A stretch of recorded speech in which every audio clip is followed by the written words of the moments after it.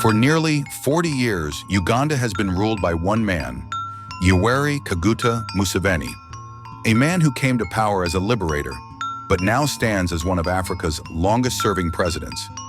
Yet deep inside the corridors of State House, another story has been unfolding, quietly, strategically, and patiently. A story whispered in army barracks, hinted in tweets, and protected by silence. They call it the Muhoozi Project. Is it a plan for stability or a move to crown Uganda's next ruler by bloodline? Why are generals reshuffled, alliances shifting, and power seemingly preparing to pass from father to son? This is Uganda's silent succession war, where loyalty collides with ambition and a nation's future hangs in the balance. Greater than if you care about truth, power, and the destiny of Uganda, hit that subscribe button, tap the notification bell, and stay with us to the end. Greater than because what you're about to see changes everything. Inside the Muhoozi Project, Uganda's silent succession war. Chapter 1.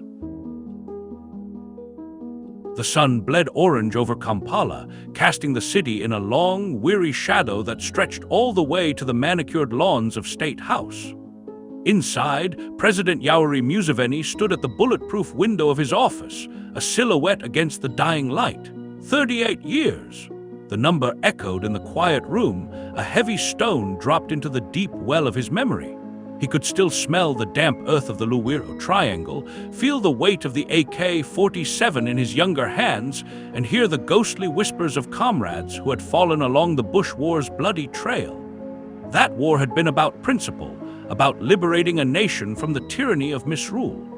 It was a fire he had lit, a fire that had forged a new Uganda from the ashes of the old. Aides moved with practiced quiet, placing reports on his vast, polished desk. They spoke in hushed, reverent tones of macroeconomic indicators, stable, growth, controlled inflation, burgeoning infrastructure. They painted a picture of a nation at peace with itself, a testament to his enduring vision. He acknowledged their words with a slow, deliberate nod, the aging lion accepting tribute. His gaze swept over the charts and graphs, the tangible proof of his life's work. Yet, the stability they celebrated felt in that moment like a fragile veneer. The revolution he had led was meant to be an idea, an institution greater than any one man. But institutions, he knew, were brittle things. His eyes, still sharp and penetrating despite the years, drifted from the economic forecasts to a single, silver-framed photograph on his desk. It was not a portrait of the nation's founding fathers or a map of its territories. It was a picture of his son, Muhoozi, clad in the crisp, decorated uniform of a general. The boy's face, so like his own in its younger days, was set in a look of determined confidence. Here was the living, breathing contradiction to his own revolutionary creed. The struggle had been against the very concept of inherited power, against the monarchies and dictatorships that treated nations as personal fiefdoms. A deep, unspoken tension coiled in the room, a silent war between the legacy of the guerrilla and the lure of the dynasty. The long shadow he cast was no longer just that of the revolutionary president. It was becoming the shadow of a father, stretching forward in time, aiming to fall upon a chosen son. The report spoke of a nation's present, but the photograph whispered of its future. And in that quiet whisper, Museveni heard the first faint tremors of a coming storm. The revolution was contemplating its own end, not in failure, but in the creation of something it was once sworn to destroy. Chapter 2. The general's son, the scent of cordite and red earth was the perfume of his childhood. Before he could properly read, Muhoozi Kainerugaba knew the weight of a pistol in his small hands, the metallic click of a magazine being seated, the stern instructions from his father not as playful lessons, but as foundational truths. His earliest playgrounds were army barracks, his toys decommissioned rifle parts, and his bedtime stories were not fairy tales, but whispered accounts of guerrilla tactics and heroic stands in the misty highland. He learned to walk on parade grounds, his tiny footsteps echoing the synchronized stomp of soldiers, the rhythm of military discipline becoming the rhythm of his own heart. The legacy was not an abstract concept passed down through history books. It was the very air he breathed, a heavy, expectant mantle woven into his being long before he was old enough to understand its cost. Now, decades later, that legacy was a physical force on the training grounds of Singo. Lieutenant General Muhoozi moved through the morning heat, a solid, imposing figure amidst the dust and sweat of a live-fire exercise. His commands, crisp and assured, cut through the percussive thunder of artillery.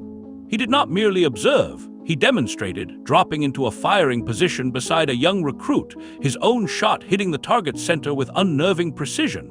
A flicker of shared respect passed between the general and the common soldier, a momentary erasure of rank forged in the common language of combat proficiency. The men watched him, their expressions a complex tapestry of admiration, awe, and a simmering, unvoiced envy.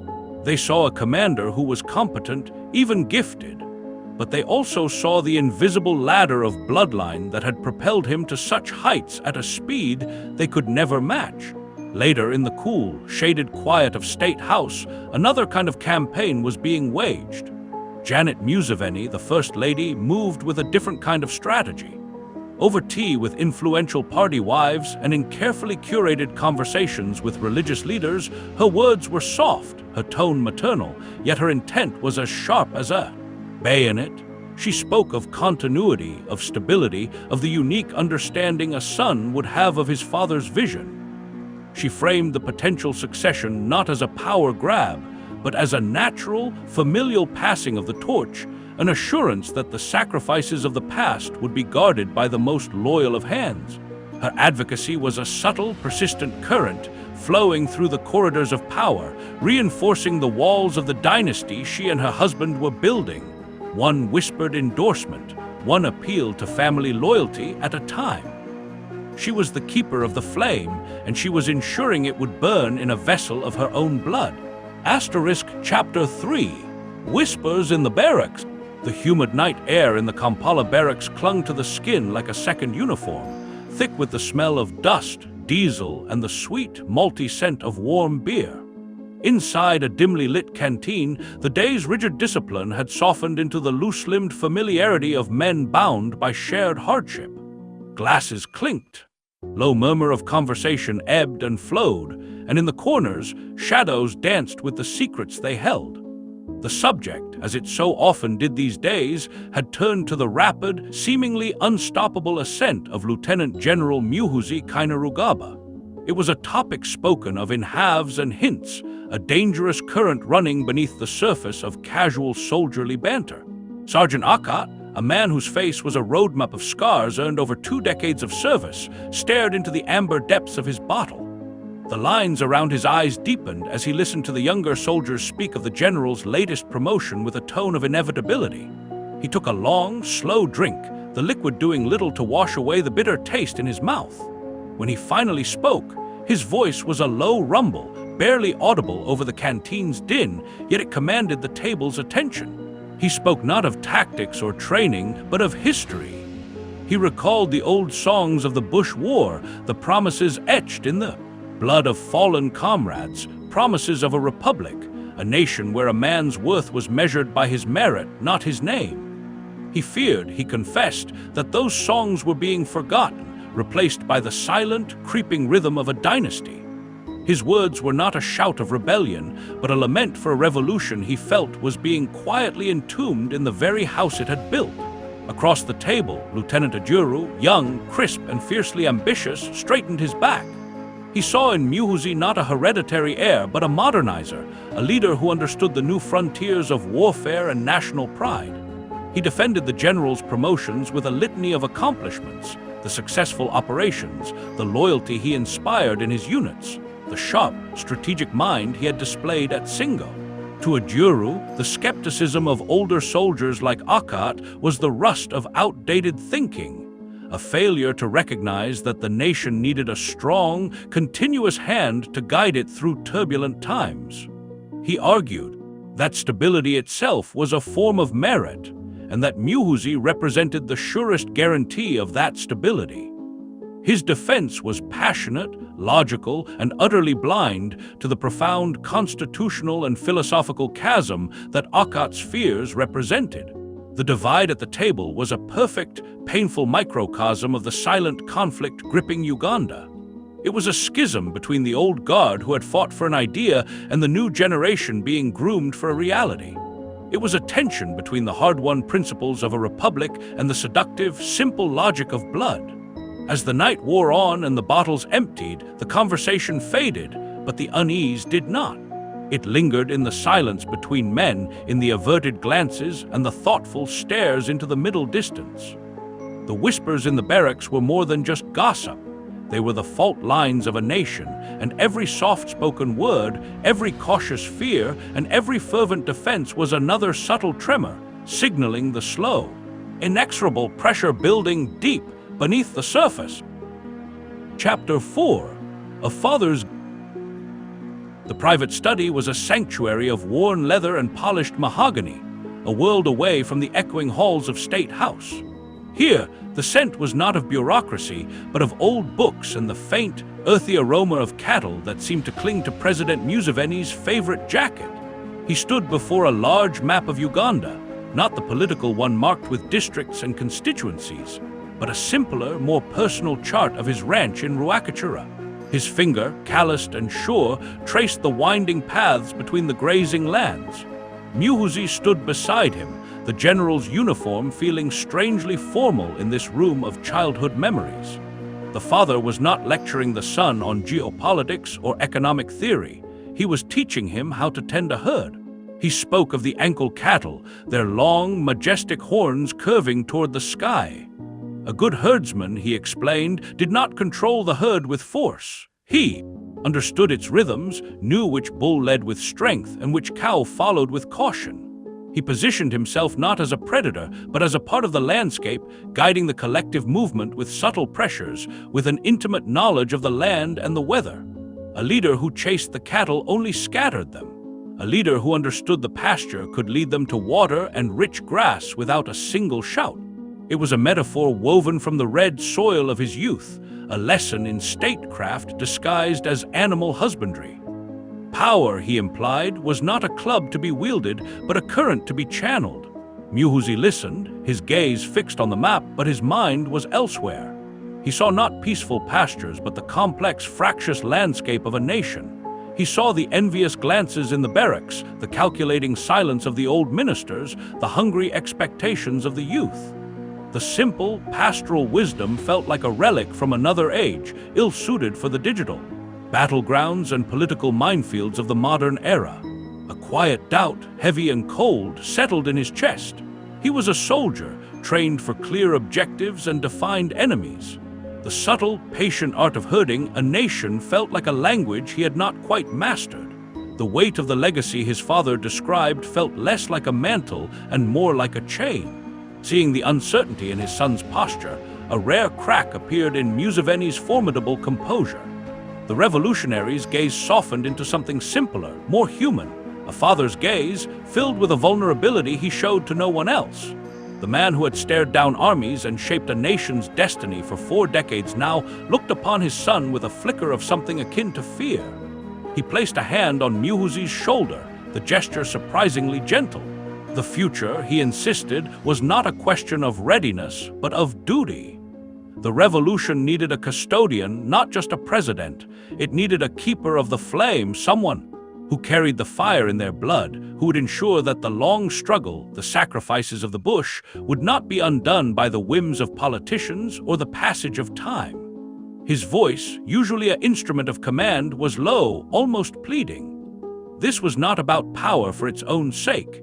It was about ensuring that the story of Uganda remained the one he had written, with his own son as the next chapter. In that moment, the statecraft ended, and the raw, unvarnished truth of a father's ambition for his legacy was laid bare. Asterisk Chapter 5, the first tweet. It began not with a speech or a decree, but with a single, cryptic line of text that bloomed on a screen in the dead of night. From the verified account of Lieutenant General Muhoozi Kainerugaba, a message pulsed out into the digital ether, a pebble dropped into the still waters of the nation's consciousness. The old lions must rest. The time for new lions to rise has come. The words were simple, almost poetic, but they landed in the hushed corridors of power with the force of a detonation. In the plush, air-conditioned homes of Kampala's elite, ministers and business magnates sat bolt upright in their beds, their phones illuminating faces suddenly pale with a cold, sharp panic. The message required no official translation. Its meaning was felt in the gut, a primal understanding that the carefully maintained equilibrium of the past decades had just been irrevocably shattered. The long-dreaded signal had been given, not from a presidential podium, but from the palm of the general's hand. By dawn, the digital tremor had become a seismic shockwave. In his fortified office at the Chieftaincy of Military Intelligence, General Kainerugaba stared at a bank of monitors, his expression a granite mask of concentration. His analysts, young men and women with tired eyes, scrolled through a torrent of data, thousands of retweets, proliferating hashtags, and a wildfire of comments spreading across Facebook and WhatsApp groups. They mapped the reaction in real time, their screens a spiderweb of glowing connections, illustrating how the single tweet was being dissected, celebrated, and feared from the bustling markets of Kaisni to the quiet university libraries of Makara. Kainerugara's task was to measure the public pulse, to separate the orchestrated cheers of the general's digital brigades from the genuine, spontaneous reactions of a populace that now saw the succession plan laid bare, not in a secret party memo, but in a viral post for all the world to see. The intelligence was no longer gathered from whispered informants in dark corners. It was now harvested from the blazing, unforgiving public square of the internet. Meanwhile, in a sparsely furnished safe house across the city, a different kind of analysis was underway. Opposition figures, their faces grim in the light of a single bear bulb, huddled around a laptop displaying the same tweet. To them, this was not a vague philosophical musing, it was a declaration of war, encoded in the language of social media. They saw the old lions as a direct reference to the party's founding generation, the men and women who still clung to the Republican ideals of 1986. The new lions were Muhoozi and his generation of loyalists, the beneficiaries of the very dynastic system the revolution had once sworn to overthrow. They decoded the message as the first open move in a soft coup, a signal to his followers that the time for patience was over and the time for mobilization had begun. The battleground for Uganda's soul had shifted. It was no longer confined to the closed-door meetings of State House or the grumbling canteens of the barracks. It was here, in the limitless, chaotic, and deeply manipulable realm of cyberspace, where a nation's future could be set in motion with just 280 characters. Chapter 6, Old Guard Unease *, the scent of slow-roasted goat and matoke steamed up the windows of the secluded Munianio mansion, blurring the view of the guarded, manicured gardens outside. Inside, the air was thick with more than just the aroma of a lavish meal. It was heavy with the weight of unspoken fears and the cloying perfume of political ambition gone sour. Senior Minister Amama Mbabazi, a man whose face was a granite mask of calculated calm, moved among his carefully curated guests. These were not the young, brash faces that now crowded Muhoozi's orbit, but men and women whose own histories were woven into the very fabric of the nation. Their hands were marked by the ink of countless documents, their minds housed the institutional memory of the Republic, and their eyes, tonight, were shadowed with a shared, profound disquiet. They were the architects of the modern state, and they had gathered in secret to confront the specter of its unmaking. The dinner was a masterpiece of discreet opulence, but the conversation that flowed with the South African wine was bitter. Mbabazi, seated at the head of the long mahogany table, did not begin with a toast. He began with a memory, his voice low and steady, recalling the precise, legalistic language of the 1995 Constitution, a document they had all helped to birth. He spoke of its checks and balances, its clear lines of succession, its foundational principle that Uganda was a republic, not a kingdom. Then his gaze swept over the assembled faces, former ministers, retired generals, senior party stalwarts, and he pointed not with a finger but with a chilling silence to the elephant in the room, the general's son. Muhoozi's cryptic tweet was not an isolated folly, he argued. It was the logical endpoint of a years-long campaign, a deliberate unraveling of their life's work. It was the sound of a dynasty being hammered together over the grave of their Republican ideals. A palpable generational clash hung in the air, as tangible as the steam rising from the serving platters. These elders saw Muhoozi's rise not as progress, but as a regression, a betrayal of the bitter Bush War that had been fought precisely to prevent power from becoming a family heirloom. They saw his social media bravado not as charisma, but as a dangerous, undisciplined volatility. They saw his military promotions not as merit, but as the systematic placement of a crown prince's guard. Their plotting, therefore, was not for personal gain, but for a principle. Leaning in, their voices dropping to conspiratorial whispers, they began to map a counter-strategy. It was a plan to reinforce the dying embers of Republican values. They spoke of discreetly rallying the original members of the national resistance movement's historical leadership, of leaking carefully worded memos to the press that questioned the constitutionality of a hereditary succession, of using their remaining influence to block key appointments and protect institutional integrity from the family's encroaching shadow. It was a rearguard action, fought not with bullets but with bylaws, a desperate attempt by the old guard to remind the nation and the president himself of the revolution's original foundational promise. Chapter 7. The Midnight Meeting. The safe house was a ghost in the Kampala night, a nondescript bungalow tucked away on a quiet, tree-lined street in Kololo, its windows blacked out and its silence a stark contrast to the city's distant, nocturnal hum. One by one, they arrived, not in the official convoys that marked their public lives, but in unmarked sedans with tinted windows, their headlights extinguished as they turned into the secluded driveway. Inside, the air was cool and smelled of stale coffee and new paint, a sterile environment chosen for its utter lack of history or personality. This was a place for the future to be drafted, away from the prying eyes of the old guard and the restless whispers of the barracks. The men and women who gathered in the sparse living room, its furniture pushed against the walls to make space for a large, central table, were the architects of that future.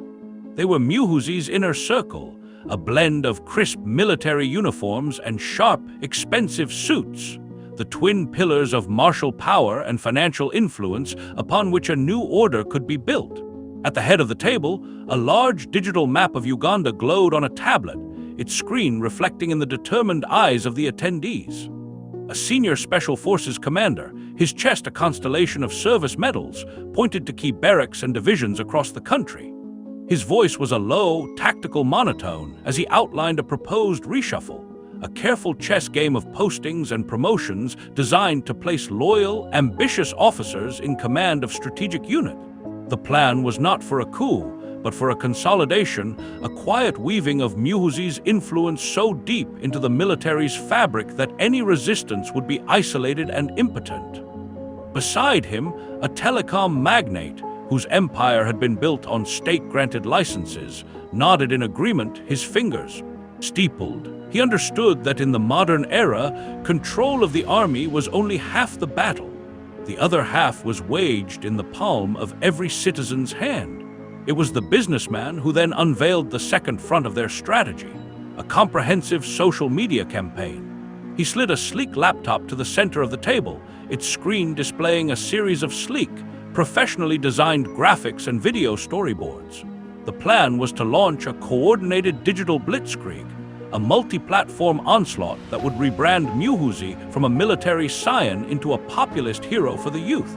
They would flood Twitter, Facebook, and TikTok with curated content, gripping clips of his training exercises, heartfelt messages about national pride, and slick animations promising a digital Uganda, a land of innovation and opportunity.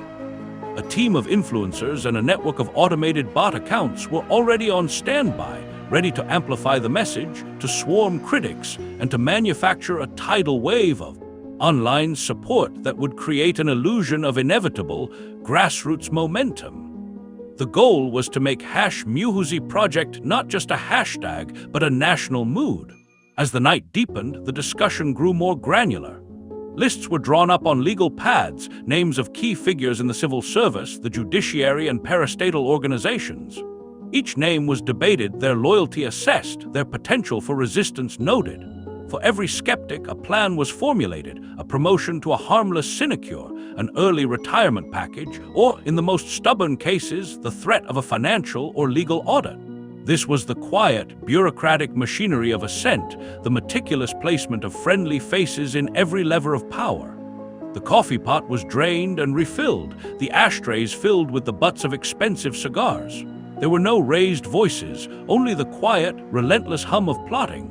By the time the first hint of dawn tinged the blacked-out windows with a faint gray light, comprehensive blueprint for Muhoozi's ascent had been drafted.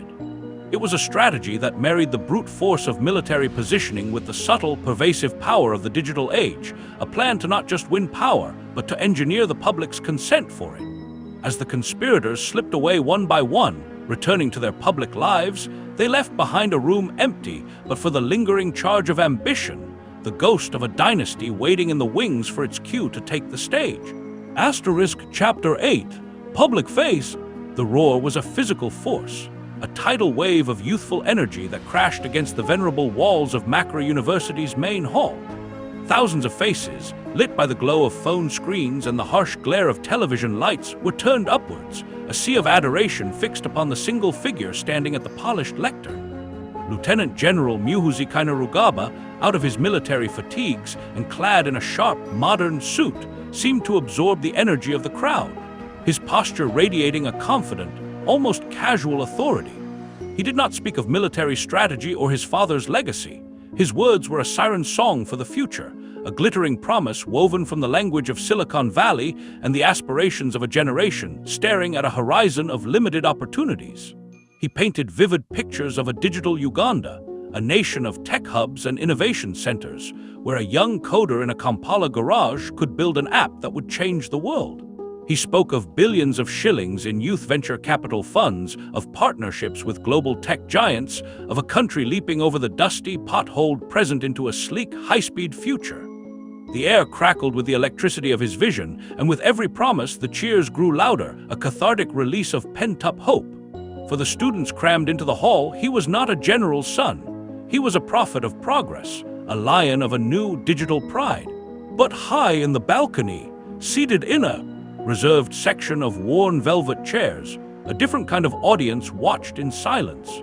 The senior professors of political science and history, men and women whose lives had been spent deconstructing the anatomy of power, observed the spectacle with a clinical, weary detachment. They saw past the charismatic sheen and the populist promises. They heard the subtle, masterful manipulation in the narrative. One elderly professor, his fingers steepled under his chin, noted how Muhoozi's speech meticulously avoided any mention of the constitutional framework, of the established political processes, or of the very real, systemic obstacles to his grand vision. It was a narrative of bypass, a story that positioned him as the sole conduit through which this bright future could flow, a future that required the suspension of the old rules and the unquestioning acceptance of his leadership. They saw the careful construction of a cult of personality, the strategic use of hope as a weapon to disarm criticism. To them, the cheering was not the sound of enlightenment, but the echo of a carefully engineered consensus, a triumph of style over substance, of charisma over constitutionalism. The thematic tension hung thick in the air, a dissonant chord beneath the roaring symphony of approval. On the floor, the students saw only the charisma, the bold promises that spoke directly to their frustrations and dreams. They saw a leader who looked like them, who spoke their language, who offered an escape from the stagnant politics of their fathers. In the balcony, the professors saw only the manipulation, the calculated erosion of institutional guardrails, the familiar, dangerous pattern of a power grab gilded in the language of progress. It was a perfect schism, the raw, emotional appeal of a new beginning versus the cold, rational fear of an old ending. As Muhoozi concluded his speech with a raised fist, bathing in the adulation, the two Ugandas in that hall remained separated by a chasm of perception. One saw a savior, the other a threat, and the roaring applause could not mask the silent, profound disagreement over what and who was truly being cheered. Asterisk Chapter 9. Behind closed doors, the heavy, soundproof door of the presidential study clicked shut, sealing the two men in a silence that felt louder than the roar of any crowd. The scent of old leather and polished wood, usually a comfort to President Museveni, now seemed to absorb the tension thickening the air. He stood behind his vast desk, its surface clear but for a single typed document, the proposed list for a sweeping military reshuffle. His son Muhoozi stood before him, not as a subordinate general, but as a claimant, his posture rigid with an impatience that seemed to vibrate through the room. The carefully constructed public harmony had been left outside. Here, behind closed doors, the raw machinery of succession was grinding, its gears of ambition and experience clashing with a jarring metallic friction. Muhoozi's argument was a swift, decisive thrust, a military maneuver aimed at securing the high ground. He gestured to the list, his finger jabbing at names of loyal, younger officers from his inner circle. He spoke of the need for fresh blood, for commanders whose allegiance was not divided by the old politics, men who understood the new threats and the new opportunities. He framed the reshuffle as a necessary modernization, a clearing of the dead wood to make the army leaner, more responsive, and utterly committed to the nation's future, a future he implicitly would lead. His words were confident, almost urgent, painting any delay as a dangerous vulnerability, a window for the old guard to regroup and fortify their positions against the inevitable. It was the logic of a man who saw the finish line and could not understand why his father was still cautioning him about the proper running form. Museveni listened, his face an unreadable mask, but his eyes, those famously penetrating eyes, missed nothing. He saw not a strategic plan, but a naked power grab, rushed and transparent. When he finally spoke, his voice was low, a deliberate counterpoint to his son's fervor. He did not dismiss the need for change, but he framed it within the vast, complex tapestry of the nation he had woven over 40 years. He spoke of balance, of the subtle ecosystem of tribal allegiances, regional interests, and personal loyalties that held the army and the country together. A sudden, wholesale purge, he cautioned, would not be seen as modernization, but as a panic-driven consolidation of clan power. It would create martyrs of the sidelined officers and fuel the very resistance Muhoozi sought to crush. He warned against the haste of the lion cub, so eager for the hunt that it scares the entire herd into a stampede, leaving nothing but dust and desolation in its wake. His was the weary voice of experience, a man who had spent a lifetime herding the unruly cattle of a nation and knew that a sudden, loud movement could undo decades of patient work. The conflict laid bare the fundamental schism between them. Muhoozi's ambition was a straight line, a clear trajectory from point A to point B, paved with the loyalty of his men and the force of his will. His father's experience saw a winding, treacherous path full of switchbacks and hidden ravines, where every move had to be calculated not for immediate gain, but for long-term stability. The son saw the throne and could think only of claiming it. The father saw the intricate architecture of the palace and feared that a single, clumsy pillar removed could bring the entire structure down upon their heads. The argument circled the room, a tense, silent dance of two opposing philosophies of power. No resolution was reached. The document remained on the desk, a stark symbol of the chasm between the impatient ambition of the heir and the cautious, calculating experience of the king who was not yet ready to fully relinquish his crown. The door remained closed, but the conflict within had just been uncorked, and its potent, divisive energy now seeped into the very foundations of the state. Asterisk Chapter 10. The purge begins. The official communique arrived not with a bang, but with the sterile click of a send button, a PDF file dispatched from the Ministry of Defense that landed in inboxes just as the morning sun began to gild the acacia trees.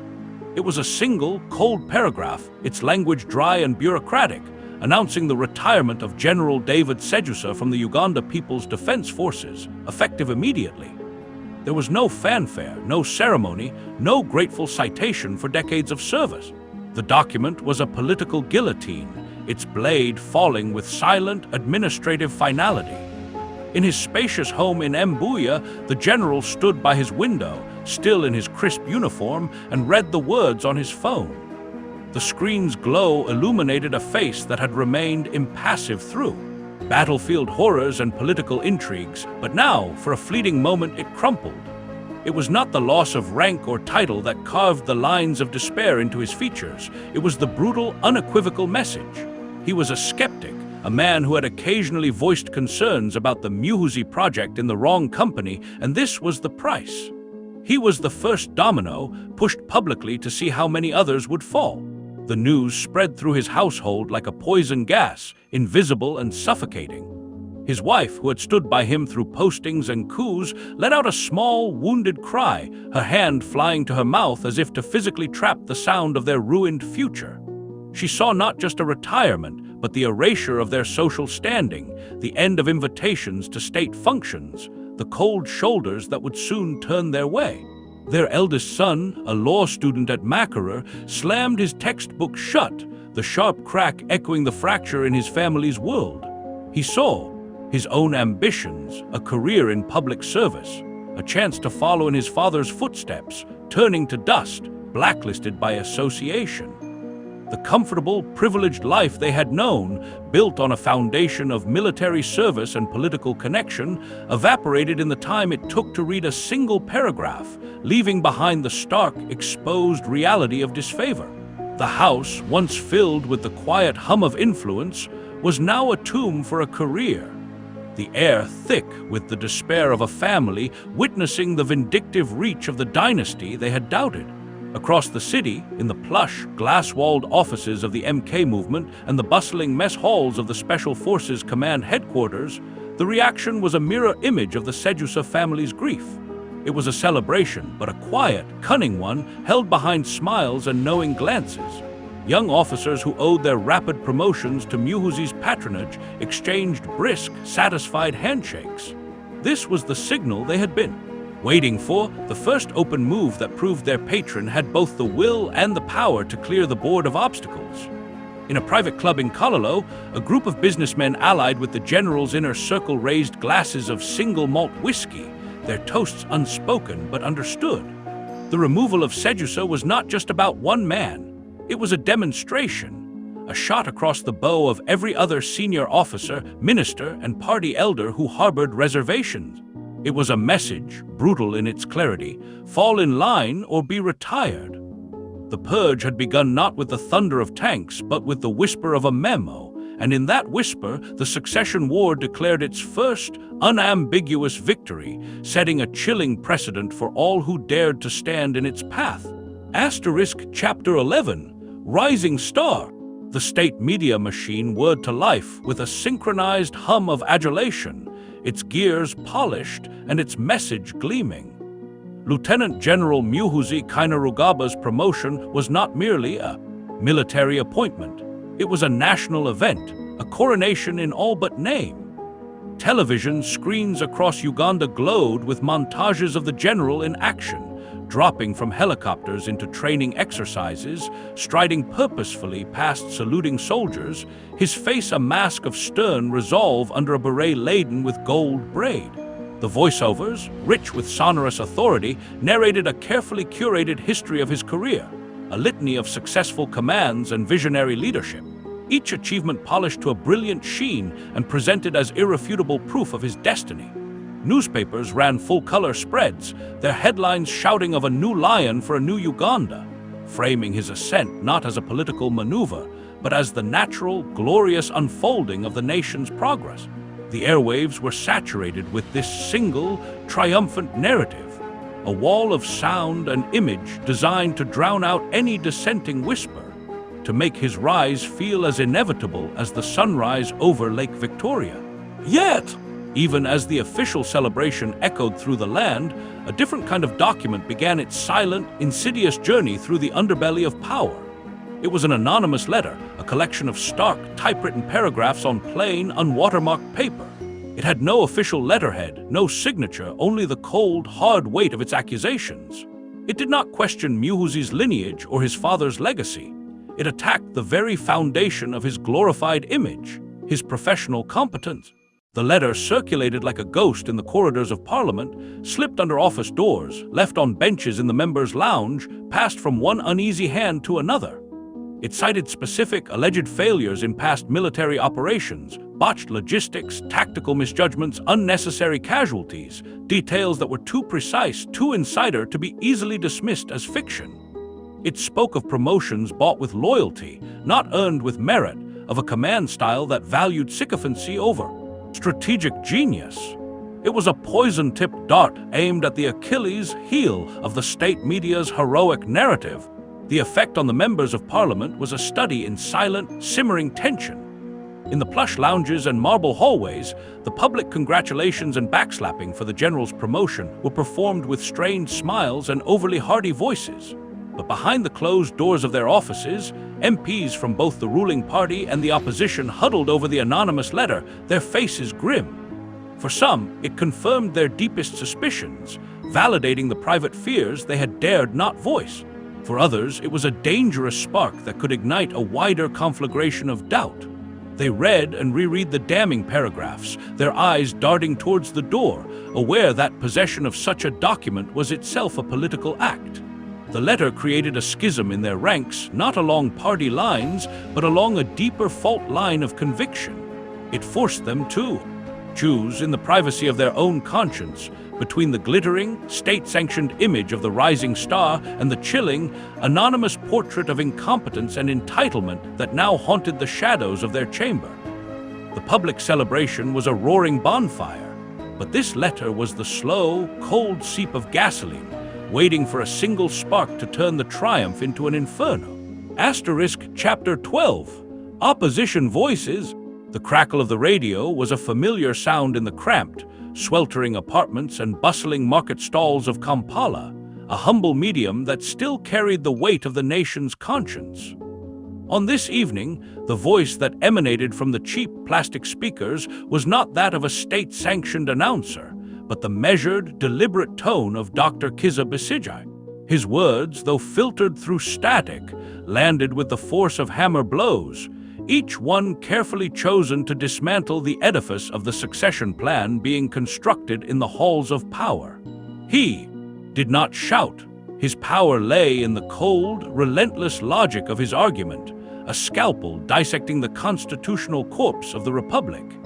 He spoke of the supreme law of the land, the document that was supposed to be the bedrock of the nation, and pointed with forensic precision to the articles that explicitly forbade the hereditary transmission of power. He framed the Muhoozi Project not as a political contest, but as a fundamental betrayal, an unconscionable act of larceny committed against the Ugandan people, a theft of their right to choose their own leaders. His voice was a stark, unwavering beacon in the gathering political darkness, a reminder of the principles upon which the state had supposedly been built. As the interview progressed, Besigye's tone shifted from legalistic dissection to a somber warning. He spoke of the shadows lengthening across the country, of the increased surveillance, the intimidation of activists, and the quiet, systematic strangulation of dissent. He was not just describing a political campaign, he was diagnosing a sickness in the body politic, a creeping authoritarianism disguised as a family affair. His words were a call to consciousness, an appeal to the memory of the revolution that had promised something better than this. He stopped short of explicitly calling for protests, but the implication hung heavy in the air, a silent challenge to his listeners. The interview was not merely a critique. It was a rallying cry, a signal to his vast, decentralized network of supporters that the time for passive observation was over, that the defense of the Constitution would require courage in the streets, not just arguments in the studio. The state's response to this broadcast was swift, silent, and pervasive. Even as Besigye's voice still echoed in the homes of his supporters, the invisible architecture of control was being reinforced. In a dimly lit monitoring center, police technicians wearing headphones tracked the signal strength of the radio broadcast and cross-referenced it with cell tower data, mapping the geographical spread of the audience in real time. Unmarked vans with darkened windows took up positions on street corners in known opposition strongholds, their antennas subtly probing the airwaves. Plainclothes officers, their faces blank and their eyes constantly moving, blended into the crowds near Besigye's headquarters, noting the faces of those who came and went, photographing license plates and logging every gathering, no matter how small, into a vast digital database.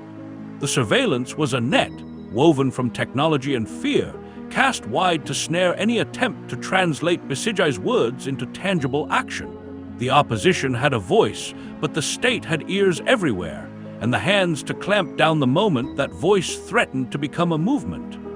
The air was thick with the tension of a looming confrontation, a silent war between the power of a spoken truth and the pervasive, watchful eye of the state, determined to ensure it remained only a whisper. Chapter 13. Family Dynamics. The polished surface of the grand piano in the State House music room reflected a distorted, warped image of the confrontation unfolding before it. Natasha Museveni Kainerugaba stood with her arms crossed, a study in contained fury, her gaze fixed on her older brother Muhoozi. The air, usually scented with lemon polish and the faint fragrance of arranged flowers, was now charged with the bitter electricity of a sibling rivalry that had festered for decades, finally boiling over in the one place they were supposed to be safe from the nation's prying eyes. She did not raise her voice. Her words were icicles, sharp and precise, each one aimed at the heart of his burgeoning myth. She spoke of the relentless, suffocating favoritism, the way every door in the country had been silently, effortlessly opened for him since birth, while she and their other siblings had been expected to find their own keys or remain outside. She was not just his sister. She was a living, breathing testament to the other side of the dynasty, the one that did not wear a general's uniform, the one that saw the family legacy not as a crown to be inherited, but as a burden to be shared or a curse to be escaped. Her accusations triggered a visceral flashback, a sudden, vivid plunge into the red dust of their childhood at the Ruakachura Ranch. The memory was not of shared laughter or playful games, but of a single, defining lesson from their father. A young Muhoozi, barely 10, had been given a new, finely crafted riding crop, a symbol of responsibility over a prized bull. Natasha, a year younger and just as keen, had reached for it, her small hand outstretched in equal expectation. Their father's voice, gentle but firm, had filled the space between them. He had placed his hand on Muhoozi's shoulder, steering him toward the massive animal, explaining the duties of leadership, the weight of command. He had then turned to Natasha, his tone shifting to one of affection, and guided her toward the kitchen, where their mother was preparing a meal, speaking of the importance of family harmony and support. It was a seemingly minor moment, a simple division of chores, but the themes it seeded were profound. For Muhoozi, it was a lesson in entitlement and duty, the first subtle weaving of the mantle. For Natasha, it was a lesson in limitation, the first quiet closing of a door. The riding crop was not just a tool. It was a scepter, and her brother had been anointed with it long before anyone had spoken of presidencies or successions. Back in the present, Muhoozi met his sister's gaze, his own expression a complex mix of defensiveness and a genuine, bewildered hurt. He saw her anger not as a principled stand against a political injustice, but as a personal betrayal, a failure to understand the immense, crushing weight of the duty he carried. He had not asked for this path. It had been laid out for him, like a railroad track, and he had simply been taught to drive the engine. The favoritism she decried felt, to him, like the necessary fuel for a journey the entire family was supposed to be on. Her refusal to simply get on board felt like a sabotage of their collective destiny. The confrontation was a perfect, painful microcosm of the national crisis, distilled into the raw, emotional language of family. It was a battle between the chosen heir, who saw his privilege as a necessary burden, and the sidelined sibling who saw it as an unforgivable theft. They stood in the opulent room, two children of the revolution, divided by the very legacy that was meant to unite them, their silent war in the music room echoing the much louder one raging just beyond the palace wall. Chapter 14. The Twitter Storm. In the digital arena, where wars were now waged with pixels and algorithms, a new front erupted with the ferocity of a tropical downburst. The cryptic musings of Lieutenant General Muhoozi Kainerugaba's Twitter account evolved, shedding their earlier poetic ambiguity for the sharp, unforgiving language of political combat. The tweets came in rapid, staccato bursts, a volley of digital fire aimed with chilling precision.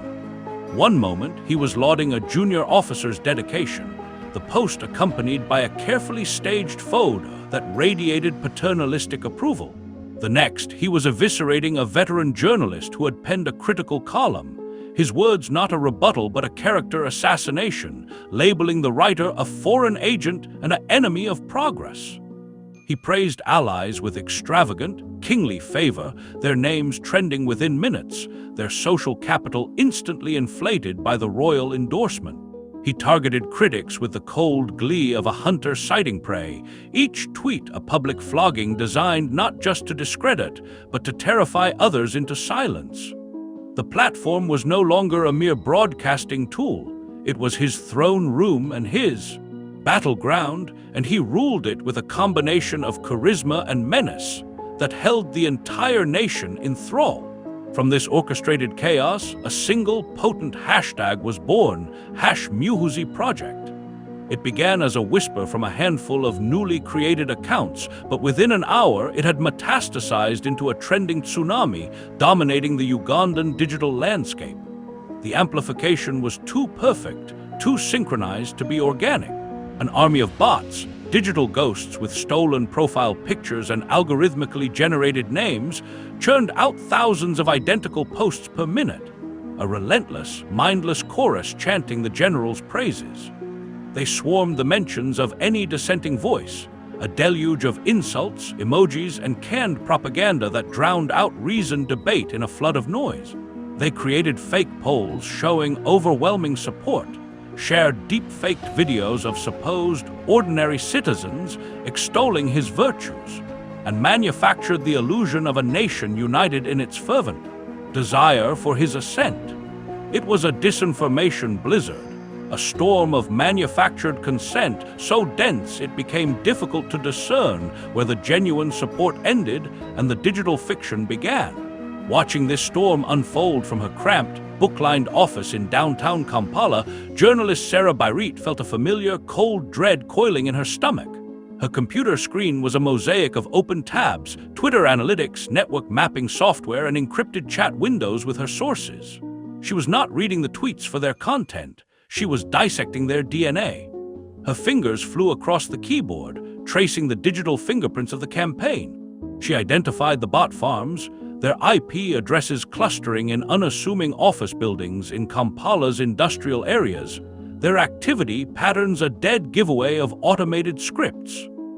She mapped the financial trails, following cryptic payments from shell companies to social media marketing firms with ties to figures in Muhoozi's inner circle. Her investigation was a painstaking archaeology of the artificial, digging through the layers of digital filth to uncover the human hands guiding the storm. She saw past the trending hashtags and the viral posts, recognizing the campaign for what it was: a sophisticated, state-adjacent psychological operation, a deliberate poisoning of the national conversation designed to demoralize opposition, manipulate the youth, and clear a path to power not through the ballot box, but through the overwhelming force of a manufactured online reality.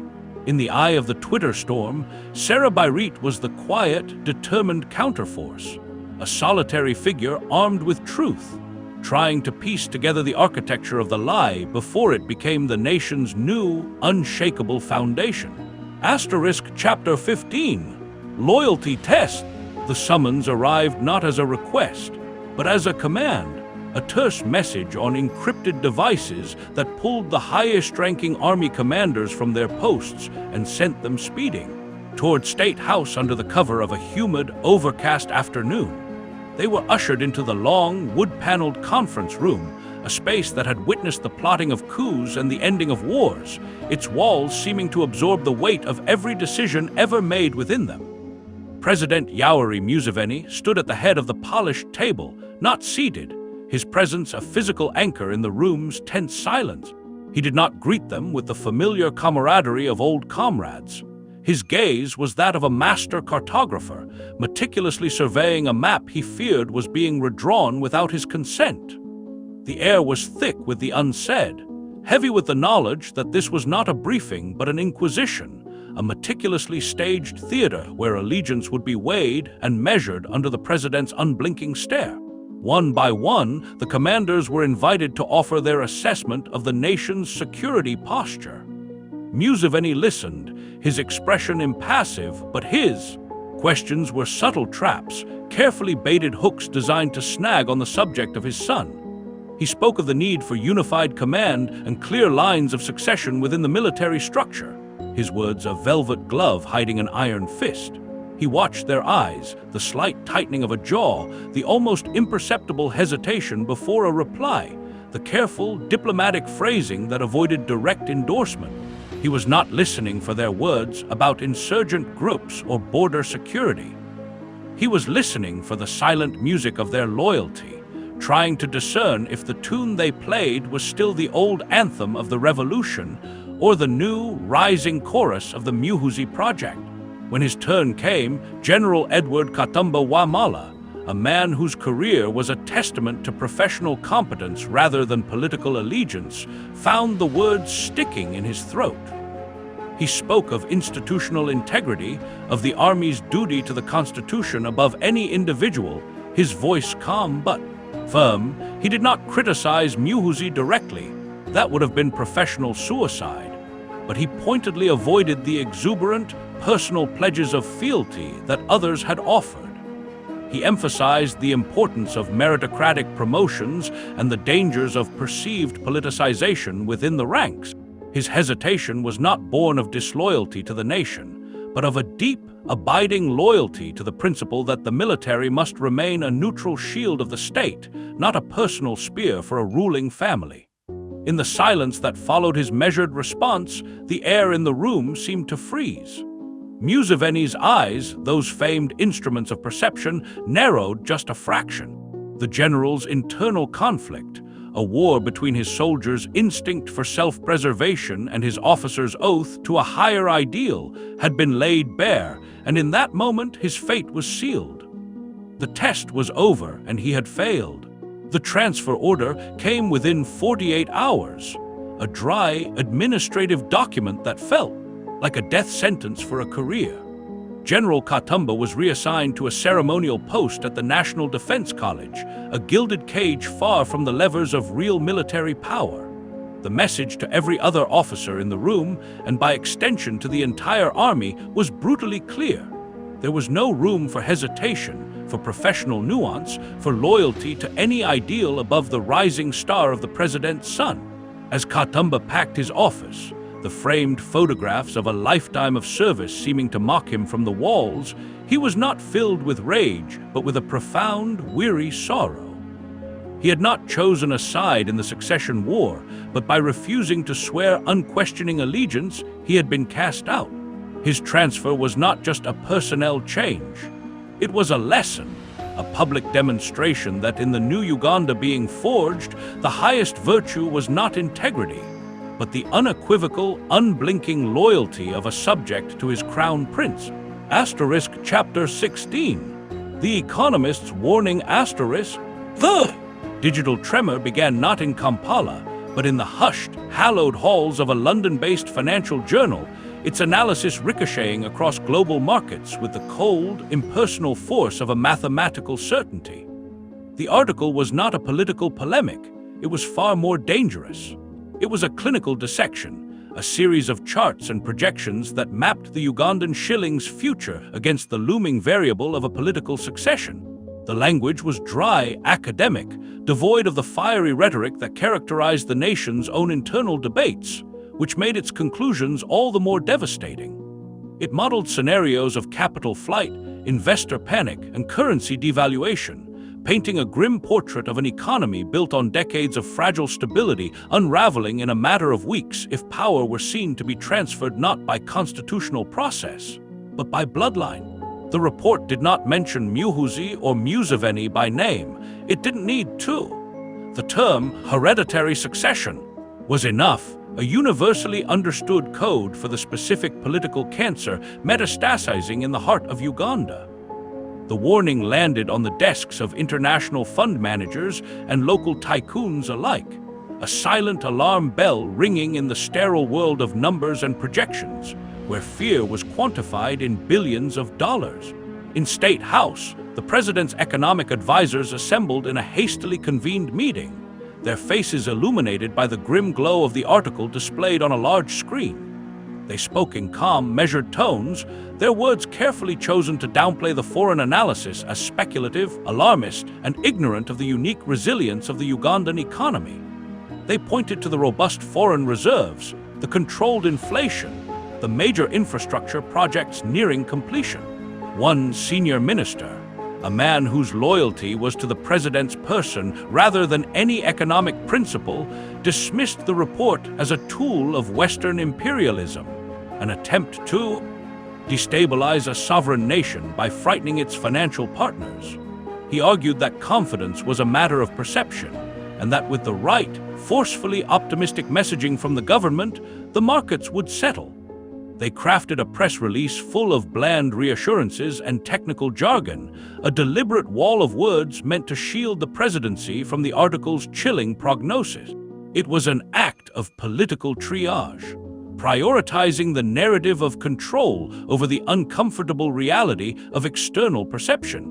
But the markets, that great unfeeling beast, proved immune to political spin. The reaction was swift, silent, and brutally efficient. Within hours of the article's publication, the first waves of sell orders began to hit the Ugandan Securities Exchange. Foreign institutional investors, their algorithms triggered by the heightened risk profile, initiated an automated exodus, pulling millions from government bonds and blue-chip stocks. The Ugandan shilling, which had held a steady, managed dance against the dollar for years, began to twitch and shudder. On trading screens in London and New York, the numbers started to slip, a slow then accelerating decline that mirrored the growing anxiety in Kampala's business circles. The currency fluctuations were not yet a crash, but a persistent, worrying tremble, a financial seismograph recording the deep, structural fears that the president's advisors had so blithely dismissed. The invisible hand of the market was delivering its own, unequivocal verdict on the succession, and its message was written in the falling value of the nation's currency. A silent scream of no confidence that echoed far louder than any reassuring press release from State House. Asterisk Chapter 17. Secret alliances. The scent of jasmine tea and polished rosewood filled the soundproofed conference room on the top floor of the Kampala Serena Hotel, a world away from the dust and diesel of the city below. The air was cool, sterile, and heavy with the weight of unspoken transactions. Lieutenant General Muhoozi Kainerugaba sat not in military fatigues, but in a perfectly tailored dark suit, his posture rigid as he faced the three Chinese diplomats across the gleaming table. Theirs was a quiet confidence, the assurance of a global power accustomed to playing the long game in resource-rich nations navigating political tremors. The pleasantries were brief, the translation through discreet earpieces seamless, and the conversation quickly descended into the stark language of mutual need. The Chinese envoy, a man with a calm, inscrutable smile, spoke of deep friendship, of a shared vision for development, of infrastructure projects that could stitch Uganda into the fabric of a new Silk Road. But beneath the silk of diplomacy lay the steel of realpolitik. Their support, their political and financial backing in the delicate dance of succession had a price, and it was to be paid not in shillings, but in the very earth and minerals of Uganda itself. Muhoozi listened, his face a mask of thoughtful engagement, but his mind was calculating, weighing the sovereignty he was bargaining against the throne it could buy. The deals laid out were vast and sweeping. Exclusive rights to newly discovered lithium deposits in the east, extended leases on oil blocks in the Albertine Graben, preferential treatment for Chinese firms in the looming bidding wars for the nation's nascent mining sector. He saw not the exploitation, but the necessity. This foreign capital and political cover were the ballast he needed to steady his ship of state against the storms the old guard and the wavering international community were sure to conjure. He nodded slowly, his assurances given not with the bombast of a politician, but with the cool certainty of a dealmaker. The handshakes that followed were firm, the smiles tight and meaningful. A secret alliance was forged in that air-conditioned room, its foundation poured not in concrete, for roads or rails, but in the cold, hard currency of the nation's natural wealth, traded for a dynasty's guarantee. But secrets in a city of whispers have a way of bleeding through the most soundproofed walls. A junior analyst at the Internal Security Organization, a man whose loyalties were still tethered to the old Republican ideals and not to the rising sun, had been tasked with routine monitoring of diplomatic communications. The digital packet he intercepted was fragmentary, heavily encrypted, but its metadata and the identities of the participants were a screaming alarm. His hands trembled slightly as he compiled the raw intelligence report, a cold dread settling in his stomach. He knew exactly what this meant, the tectonic shift it represented. Bypassing his immediate superior, whose allegiances were murky, he used an old, trusted backchannel, a dead drop of information from a bygone era of intrigue. The details of the meeting, the broad strokes of the resource for support, pact, were leaked directly to a clandestine contact within Amama Mbabazi's old guard coalition. The news landed in the covert council of the resistance like a live grenade. The initial shock gave way to a cold, incandescent fury. This was no longer just an internal family squabble or a political disagreement. It was a fire sale of the nation's patrimony. Muhoozi was not just seizing power. He was mortgaging the country's future to a foreign power to fund his ascent. The leak did not de-escalate the tension. It supercharged it, transforming their political resistance into a visceral, patriotic crusade. The old guard's fear was no longer just for their positions or their revolution's ideals. It was now for the very sovereignty of Uganda itself. The secret alliance, designed to secure Muhoozi's position, had instead handed his enemies their most potent weapon yet. The undeniable proof that his ambition came at a price the nation could not afford to pay. Chapter 18. The People's Pulse. The heart of Kampala did not beat in the sterile halls of Parliament or the guarded compounds of State House. It thrummed in the chaotic, vibrant labyrinth of Uino Market, a sprawling universe of commerce where the air was thick with the scent of ripe fruit, frying cassava, and the raw, unfiltered truth of the streets.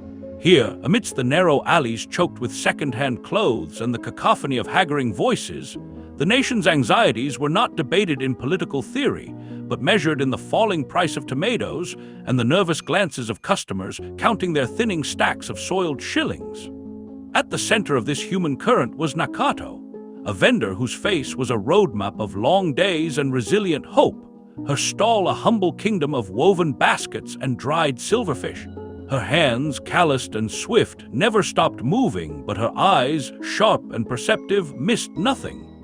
She saw the tension not in headlines, but in the pinched expressions of her regulars, in the way they leaned closer, their voices dropping to a whisper as they exchanged the latest rumor, their fears for the future as tangible as the goods they bartered for. A long-time customer, a primary school teacher whose salary had not kept pace with the rising cost of living, paused by Nakato's stall, her fingers nervously tracing the rim of a basket. She did not speak of constitutional crises or military reshuffles.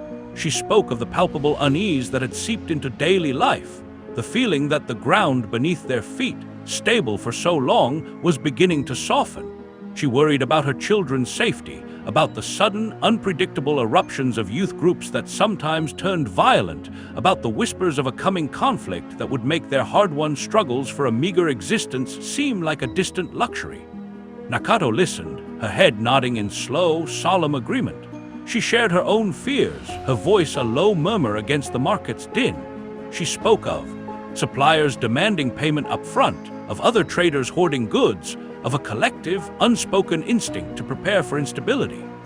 Their conversation was a quiet duet of dread, a testament to how the lofty political drama playing out in the halls of power translated into a cold, sharp fear in the stomach of the ordinary Ugandan, for whom a single day of closed markets or street violence could mean the difference between eating and going hungry.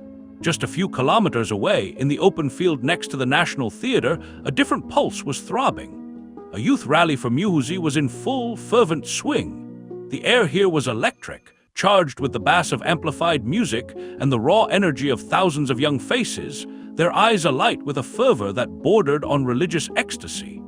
They wore branded T-shirts and waved banners depicting the general not as a soldier, but as a pop icon of change. To them, the old Uganda of Nakato's market, the Uganda of slow decay and entrenched patronage, was a corpse to be buried. They saw Muhoozi as the embodiment of their frustration and their ambition, a leader who spoke their digital language and promised to smash the old systems that had locked them out. Their cheers were not for stability, but for disruption. They craved the revolution their parents had failed to complete, a revolution they believed could only be delivered by the president's son, who had the power and the will to tear down the walls. The contrast between the two scenes was a perfect, painful illustration of the nation's schism. In Owino Market, the urban poor, whose lives were intimately tied to the fragile rhythm of daily commerce, feared any tremor that might shatter their precarious existence. They saw the succession struggle not as an opportunity, but as a looming storm cloud. At the rally, the urban youth, many educated but unemployed, saw the same struggle as the lightning bolt that would finally cleave the stagnant sky, offering them a chance at a future they felt was their due. One group feared losing what little they had, the other dreamed of gaining everything they had been denied. It was a clash of realities, a divergence of pulse between those who felt the state in the weight of their shopping basket and those who felt it in the promise of a hashtag. The nation's heart was not beating as one. It was palpitating, its rhythm fractured by the deep, unbridgeable chasm between the struggle for daily bread and the hunger for a digital crown. Asterisk Chapter 19. Military Maneuvers. The sun was a merciless, white-hot coin in the vast, bleached sky of Karamoja, beating down on a landscape of cracked earth and thorny scrub.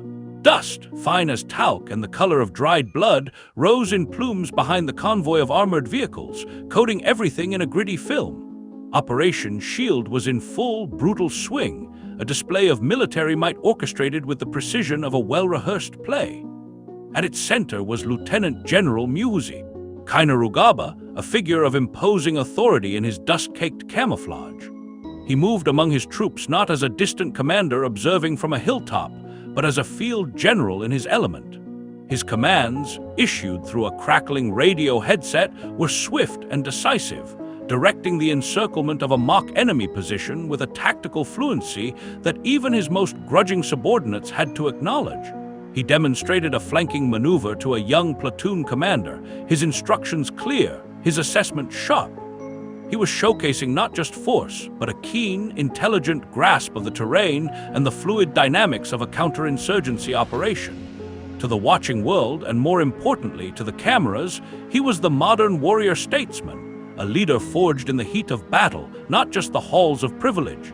The media coverage was a spectacle in itself, a carefully choreographed ballet of perception. A hand-picked group of journalists, their movements shepherded by public relations officers, was positioned at a vantage point to capture the most dramatic angles.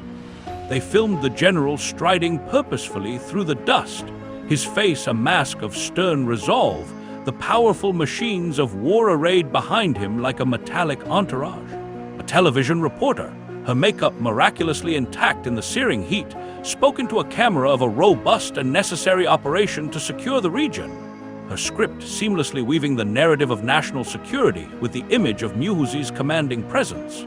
The footage was destined for the evening news, a package of powerful imagery designed to burnish the general's credentials as a strong, capable leader, a man who could command the army and protect the nation's borders. It was a staged reality, a piece of political theater performed on a stage of sand and stone, every shot calculated to reinforce the inevitability of his ascent, but away from the lenses and the rehearsed lines, in the sweltering confines of the troop carriers and the makeshift tents where soldiers gulped tepid water from canteens, a different, grimmer conversation unfolded. The men, their uniforms dark with sweat, their faces etched with fatigue, spoke in low, weary murmurs. They grumbled about the political motives behind the spectacle, the feeling that their professional exertions were being used as a backdrop for a coronation. An older sergeant, his eyes squinted against the harsh light, wiped the grime from his face and muttered to his mate about the sheer waste of resources. The fuel, the ammunition, the wear on the vehicles, all for a show designed to air on television. He recalled past operations in the region, quieter, more focused missions aimed at actual disarmament, not public relations. Another soldier, a young corporal, wondered aloud why they were here, playing war games in the desert, when the real political battles were being waged in the air-conditioned offices of Kampala. The consensus, unspoken but deeply felt, was one of cynical resignation. They were the props in a grand political drama, their sweat and discipline mere pigments in the painting of Muhoozi's myth. The operation showcased his tactical skills, but in the shadows cast by the armored personnel carriers, it also revealed the deep, resentful understanding among the rank and file that their profession, their oath, was being co-opted for a dynasty's debut. Chapter 20. The Old Guard Fights Back. The document was born in the musty silence of a locked library, its words hammered out on an old typewriter to leave no digital trace. The paper, thick and unwatermarked, seemed to absorb the grim resolve of the men who stood over it. Amama Mbabazi, his face a granite mask in the lamplight, read the final draft aloud, his voice a low, steady drumbeat in the hushed room. It was not a declaration of war, but a plea from the grave of the revolution, a final, desperate memo addressed directly to President Yoweri Museveni. Its language was formal, steeped in the legalistic prose of the 1995 Constitution they had all helped to draft, each clause a brick in the republic they had sworn to build. The memo meticulously outlined the dangers of a hereditary succession, not as a political challenge, but as a fundamental betrayal of the Bush War's core tenets. It spoke of the instability it would breed, the precedent it would set, and the irrevocable damage it would inflict upon the national resistance movement's legacy. It was a stark reminder of the promises etched in the blood of fallen comrades, a ghost from the past rising to haunt the present, urging the president to remember the man he once was and the ideals he once fought for. The signing was a somber ritual, each pen stroke a silent oath to the republic they felt was being dismantled before their eyes. The memo traveled to State House not by courier or email, but through a trusted, ancient channel, a retired colonel, a man whose loyalty was to the idea of Uganda, not to the Museveni family. He placed the sealed envelope directly into the president's hand during a private moment in the gardens, a gesture from a bygone era of honor. For a day, there was only silence. The old guard waited, their phones silent on their desks, a fragile, desperate hope flickering in the oppressive stillness. They imagined the president reading their words alone in his study, the weight of their shared history pressing upon him, the ghost of his younger, idealistic self standing at his shoulder. They hoped the memo would be a mirror, forcing him to see the stark contradiction between the revolutionary who had fought against monarchs and the father who was now anointing a king. The dismissal, when it came, was not a shouted rebuttal or a fiery condemnation. It was far worse. It was a casual, almost bored wave of the hand during a routine cabinet meeting 2 days later. Museveni, without even looking up from the agenda, referred to the memo as the mutterings of old, men who have forgotten which way the river flows. His tone was not angry but dismissive, the way one might dismiss the nagging of a senile relative. He did not debate its points. He rendered them irrelevant, antiquated, the foolish concerns of a generation whose time had passed. The message was not just a rejection of their argument, it was a nullification of their very existence, their decades of service, their shared struggle. The silence that followed in the cabinet room was absolute, a vacuum into which the last vestiges of their hope were sucked out and extinguished. The rift, once a hairline crack of disagreement, was now a canyon, deep and unbridgeable. The president's casual dismissal was the final, unequivocal answer they had dreaded. He had chosen his son. He had chosen the dynasty over the republic, his blood over their ideals. The memo, intended as a lifeline back to their shared principles, had instead been used to sever the final thread of loyalty. As the old guard, filed out of the cabinet room, their faces were set in masks of grim finality. There were no more words to be written, no more pleas to be made. The president had solidified the rift with his indifference, and in doing so, he had not ended their resistance. He had forged it in the cold fire of his contempt. The political battle was over. The war for the soul of Uganda had just begun. Asterisk Chapter 21. A mother's influence. The power of a mother's love could be a subtle, formidable force, a current flowing beneath the surface of politics, shaping the landscape with a patience that brute ambition often lacked. Janet Museveni moved through the gatherings of Uganda's most influential women not as a politician, but as a matriarch, her presence a blend of grace and unshakable authority.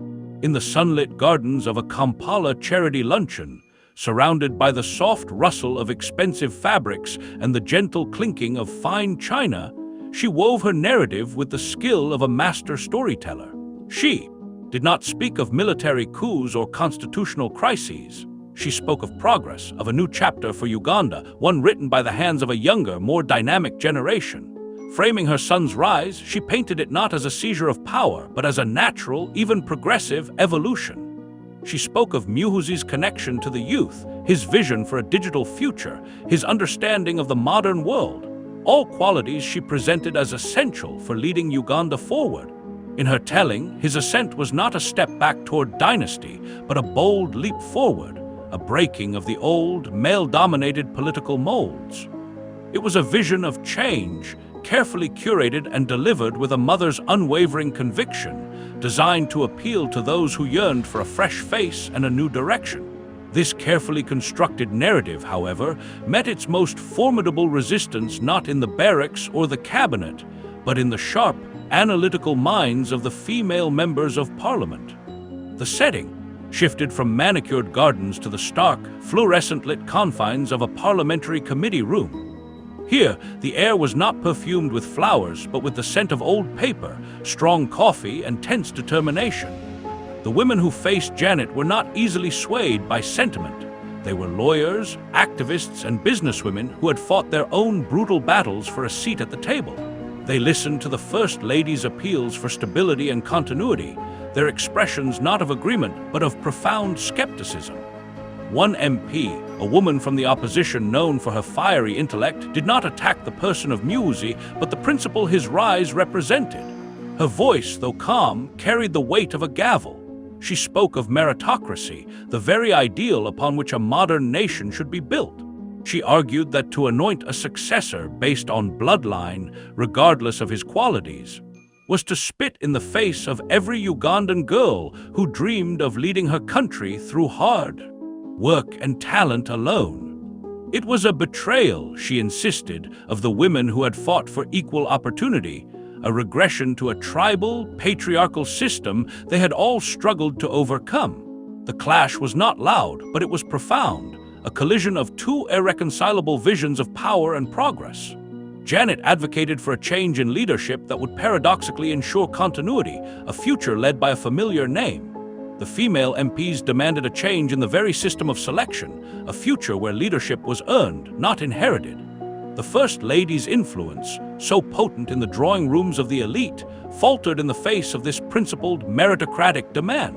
The meeting ended without resolution, the air thick with unspoken accusations and a deep philosophical divide. Janet left the room with her composure intact, but the encounter had exposed the limits of her maternal lobbying. She could frame her son's ambition as progress, but she could not silence the powerful, logical voice that questioned whether true progress could ever be built upon the shifting sands of hereditary privilege. Asterisk Chapter 22. The leak. The digital bomb detonated in the dead of night, a silent, seismic event that sent shockwaves through the very foundations of the state. It did not arrive with a dramatic press conference or a smuggled dossier, but as a simple, unadorned PDF file uploaded to a shadowy, encrypted file-sharing site and linked from a handful of anonymous Twitter accounts. The document's title was stark and clinical: Transition Timeline, Phased Ascension of MK. For those in the know, the initials were a poorly veiled code. Inside, the cold, bureaucratic language laid out a breathtakingly detailed roadmap for the transfer of power from President Yoweri Museveni to his son, Muhoozi. It was not a speculative article or an opposition pamphlet. It was the real thing, a classified internal memo from the deepest sanctum of the MK movement, complete with code names, dated, milestones, and a chillingly precise schedule for the systematic sidelining of the old guard, the co-opting of the judiciary, and the final, ceremonial endorsement by a persuaded National Resistance Movement conference. It was the secret blueprint for a dynastic coup, laid bare for the entire world to see. By dawn, the document was a wildfire, spreading across social media platforms, forwarded on WhatsApp groups, and splashed across the front pages of every independent news website that dared to host it. The * Daily Monitor *, one of Uganda's last bastions of critical journalism, led its online edition with a banner headline and a forensic analysis of the leak, their editors working with a grim, determined energy. They knew the risk, but the story was too monumental, too damning to ignore. The newsroom buzzed not with the usual chaotic energy of a breaking story, but with a tense, focused silence, the kind that precedes a storm. Journalists typed furiously, cross-referencing the document's claims, preparing follow-up reports that would detail the specific individuals and institutions targeted in the plan. For a few precious hours, they operated with the righteous fury of those who believe they are speaking truth to power, the weight of their profession's purpose heavy upon them. The state's retaliation was swift, brutal, and designed to send a message of absolute intolerance. Just after 10 a.m., a convoy of black Toyota Land Cruisers, bristling with antennae and filled with black-clad operatives from the Special Forces Command, screeched to a halt outside the * Daily Monitor * offices. They did not knock. They breached the building, a flood of tactical gear and menacing automatic weapons, their boots echoing on the linoleum floors. The newsroom's frantic energy curdled into a petrified silence as the editor-in-chief and his two most senior deputies were roughly pulled from their chairs, their laptops and phones confiscated. There were no warrants read, no explanations given, only the cold, hard enforcement of raw power. The arrests were a public spectacle, a deliberate display meant to terrorize not just the journalists, but every citizen who had read the leaked document. As the editors were shoved into the waiting vehicles, the message was clear. The truth was now a crime, and the state would silence it with overwhelming force. The plot twist, the true source of the cataclysm, was not a foreign spy or a hardened opposition operative. It was a man named David, a senior aide within Muhoozi's own inner circle. He had been a true believer once, a young patriot who saw in the general the energy and vision to propel Uganda forward. But over months, he had grown increasingly disillusioned. He had witnessed the cynicism of the secret deals, the casual contempt for the Constitution, the ruthless purging of capable officers for the sin of insufficient loyalty. The final straw had been a private meeting where Muhoozi, enraged by a minor criticism, had openly discussed making an example of the critic, his words dripping with a venom that chilled David to his core. The revolution he had signed up for was dead, replaced by a naked, grubby grab for power. Sitting in his modest apartment, staring at the classified document on his screen, a document he had helped draft, a profound disgust had overwhelmed him. In that moment of clarity, the disillusioned aide made his choice. He copied the file onto an encrypted drive, his hands steady, his heart a cold, hard stone in his chest. He was not betraying his country. He was trying to save it from the dynasty he had once hoped would lead it. His was the most dangerous betrayal of all, for it came not from an enemy, but from a friend, a man who knew all the secrets and had decided that the nation deserved to know them too. Chapter 23. Media Crackdown. The silence began with a single, sterile letter. It arrived not with the dramatic flourish of a raid or the bark of an order, but through the bland, bureaucratic machinery of the Uganda Communications Commission. The letter, printed on official letterhead and bearing the dry, legalistic language of regulatory compliance, informed the independent broadcaster NTV that its license was under review for national security considerations, effective immediately. The screens did not go to static. They were simply taken over by a stay-toned music channel, its endless loop of patriotic anthems and folk dances a jarring, surreal replacement for the critical news analysis that had been airing moments before. Across the city, similar letters were delivered to the offices of 2 critical radio stations and the printing press of a leading opposition newspaper. The revocations were not announced with fanfare. They were enacted with the quiet, administrative finality of a surgeon's cut, severing the vocal cords of the nation's most prominent watchdogs. The free press, that fragile pillar of the republic, was being systematically dismantled, not with a bang, but with the soft, chilling whisper of a bureaucrat's pen. In a cramped, book-lined office at Makara University, Dr. Jimmy Spire S. Sentamu read the news on his laptop, the glow of the screen illuminating a face set in grim resignation. His popular blog, The Unsilent Citizen, had long been a thorn in the side of the powerful, a space where satire and sharp analysis dissected the follies and corruptions of the ruling class. He knew his name would be high on the list. The knock, when it came, was not on his office door, but on the door of his home, a heavy, insistent pounding that echoed through the quiet suburban evening. Peering through a sliver in the curtain, he saw 2 unmarked sedans and the shadowy figures of men whose posture screamed state security. There was no time for goodbyes, for packing a bag, for anything but the primal instinct for survival. Slipping out the back door into the tangled, dark embrace of his overgrown garden, he vanished into the Kampala night, a ghost in his own city. From the shadows, accessing the internet through a labyrinth of encrypted connections and borrowed devices, he composed a new post, a digital whisper from the underground. His words were not of fear, but of fierce, unyielding defiance. He vowed to become the nation's memory, its conscience, a keeper of the truths they were trying to bury. He would expose the rot piece by piece, no matter the cost. The blogger was gone, but the voice of the unsilent citizen promised to echo from the hidden places, a testament to the resilience of truth in an age of enforced silence. The thematic erosion of press freedom was not a single event, but a creeping tide, washing away the foundational sands of an open society. The state-owned media now operated as a monolithic choir, its harmonies perfectly tuned to the hymn of the Muhoozi Project. Critical voices were not debated. They were disappeared, their platforms erased, their owners intimidated into exile or silence. The public square of ideas was being replaced by a state-sanctioned monologue, a curated reality where dissent was a phantom and obedience was the only currency.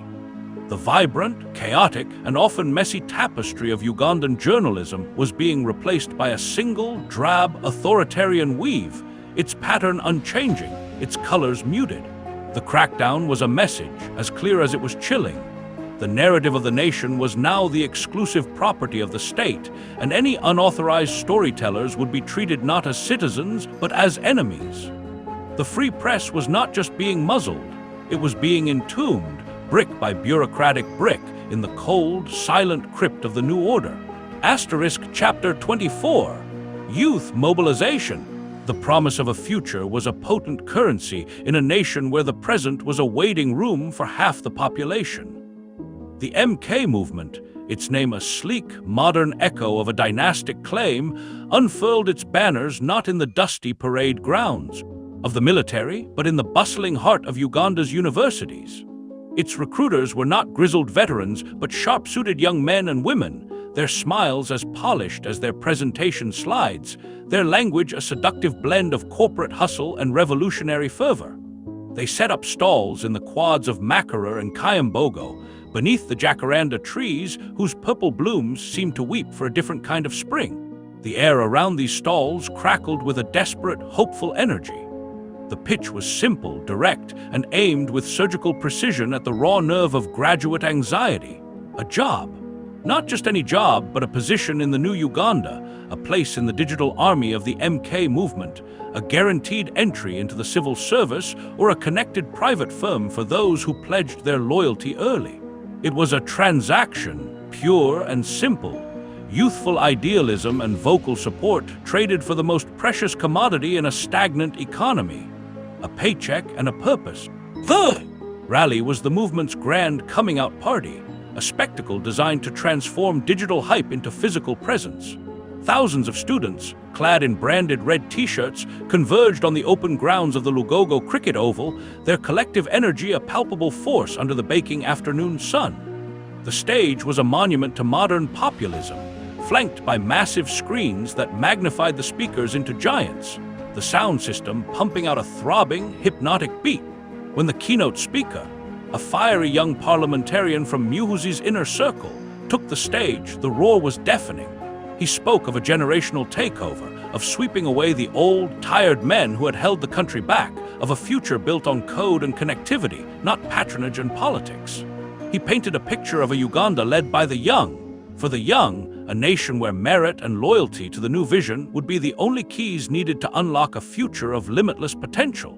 The crowd was a sea of raised fists and glowing phone screens, a generation hungry for a savior. And in that moment, the MK movement was their gospel. But the carefully orchestrated unity was a fragile illusion. From the edges of the crowd, a different energy began to coalesce. A group of student activists from opposition groups, their faces set in grim determination, had infiltrated the rally. They saw not a movement of liberation, but a cynical hijacking of their generation's frustration. As the speaker reached his crescendo, they unfurled their own banners, stark white cloth against the sea of red, bearing slogans that cut through the euphoria. "Dynasty is not democracy, and our future is not your inheritance." Their shouts were a dissonant crack in the harmonious chorus, a deliberate provocation. The reaction from the MK loyalists was instantaneous and visceral. The hope in their eyes curdled into a mob's fury. The first thrown water bottle arced through the air like a missile, and the dam of controlled spectacle burst. The violence erupted not as a slow escalation, but as a sudden, brutal explosion. Chairs, ripped from their moorings, became clubs. The air filled with the sickening thud of impacts, the sharp cries of pain, and the raw, animalistic roar of a crowd turning on itself. The red shirts and the plain-clothed activists swirled into a single, chaotic maelstrom of flailing limbs and flying projectiles. The security forces, who had been standing as passive observers on the periphery, waded in with batons and tear gas, their actions indiscriminate, adding the state's violence to the political fray.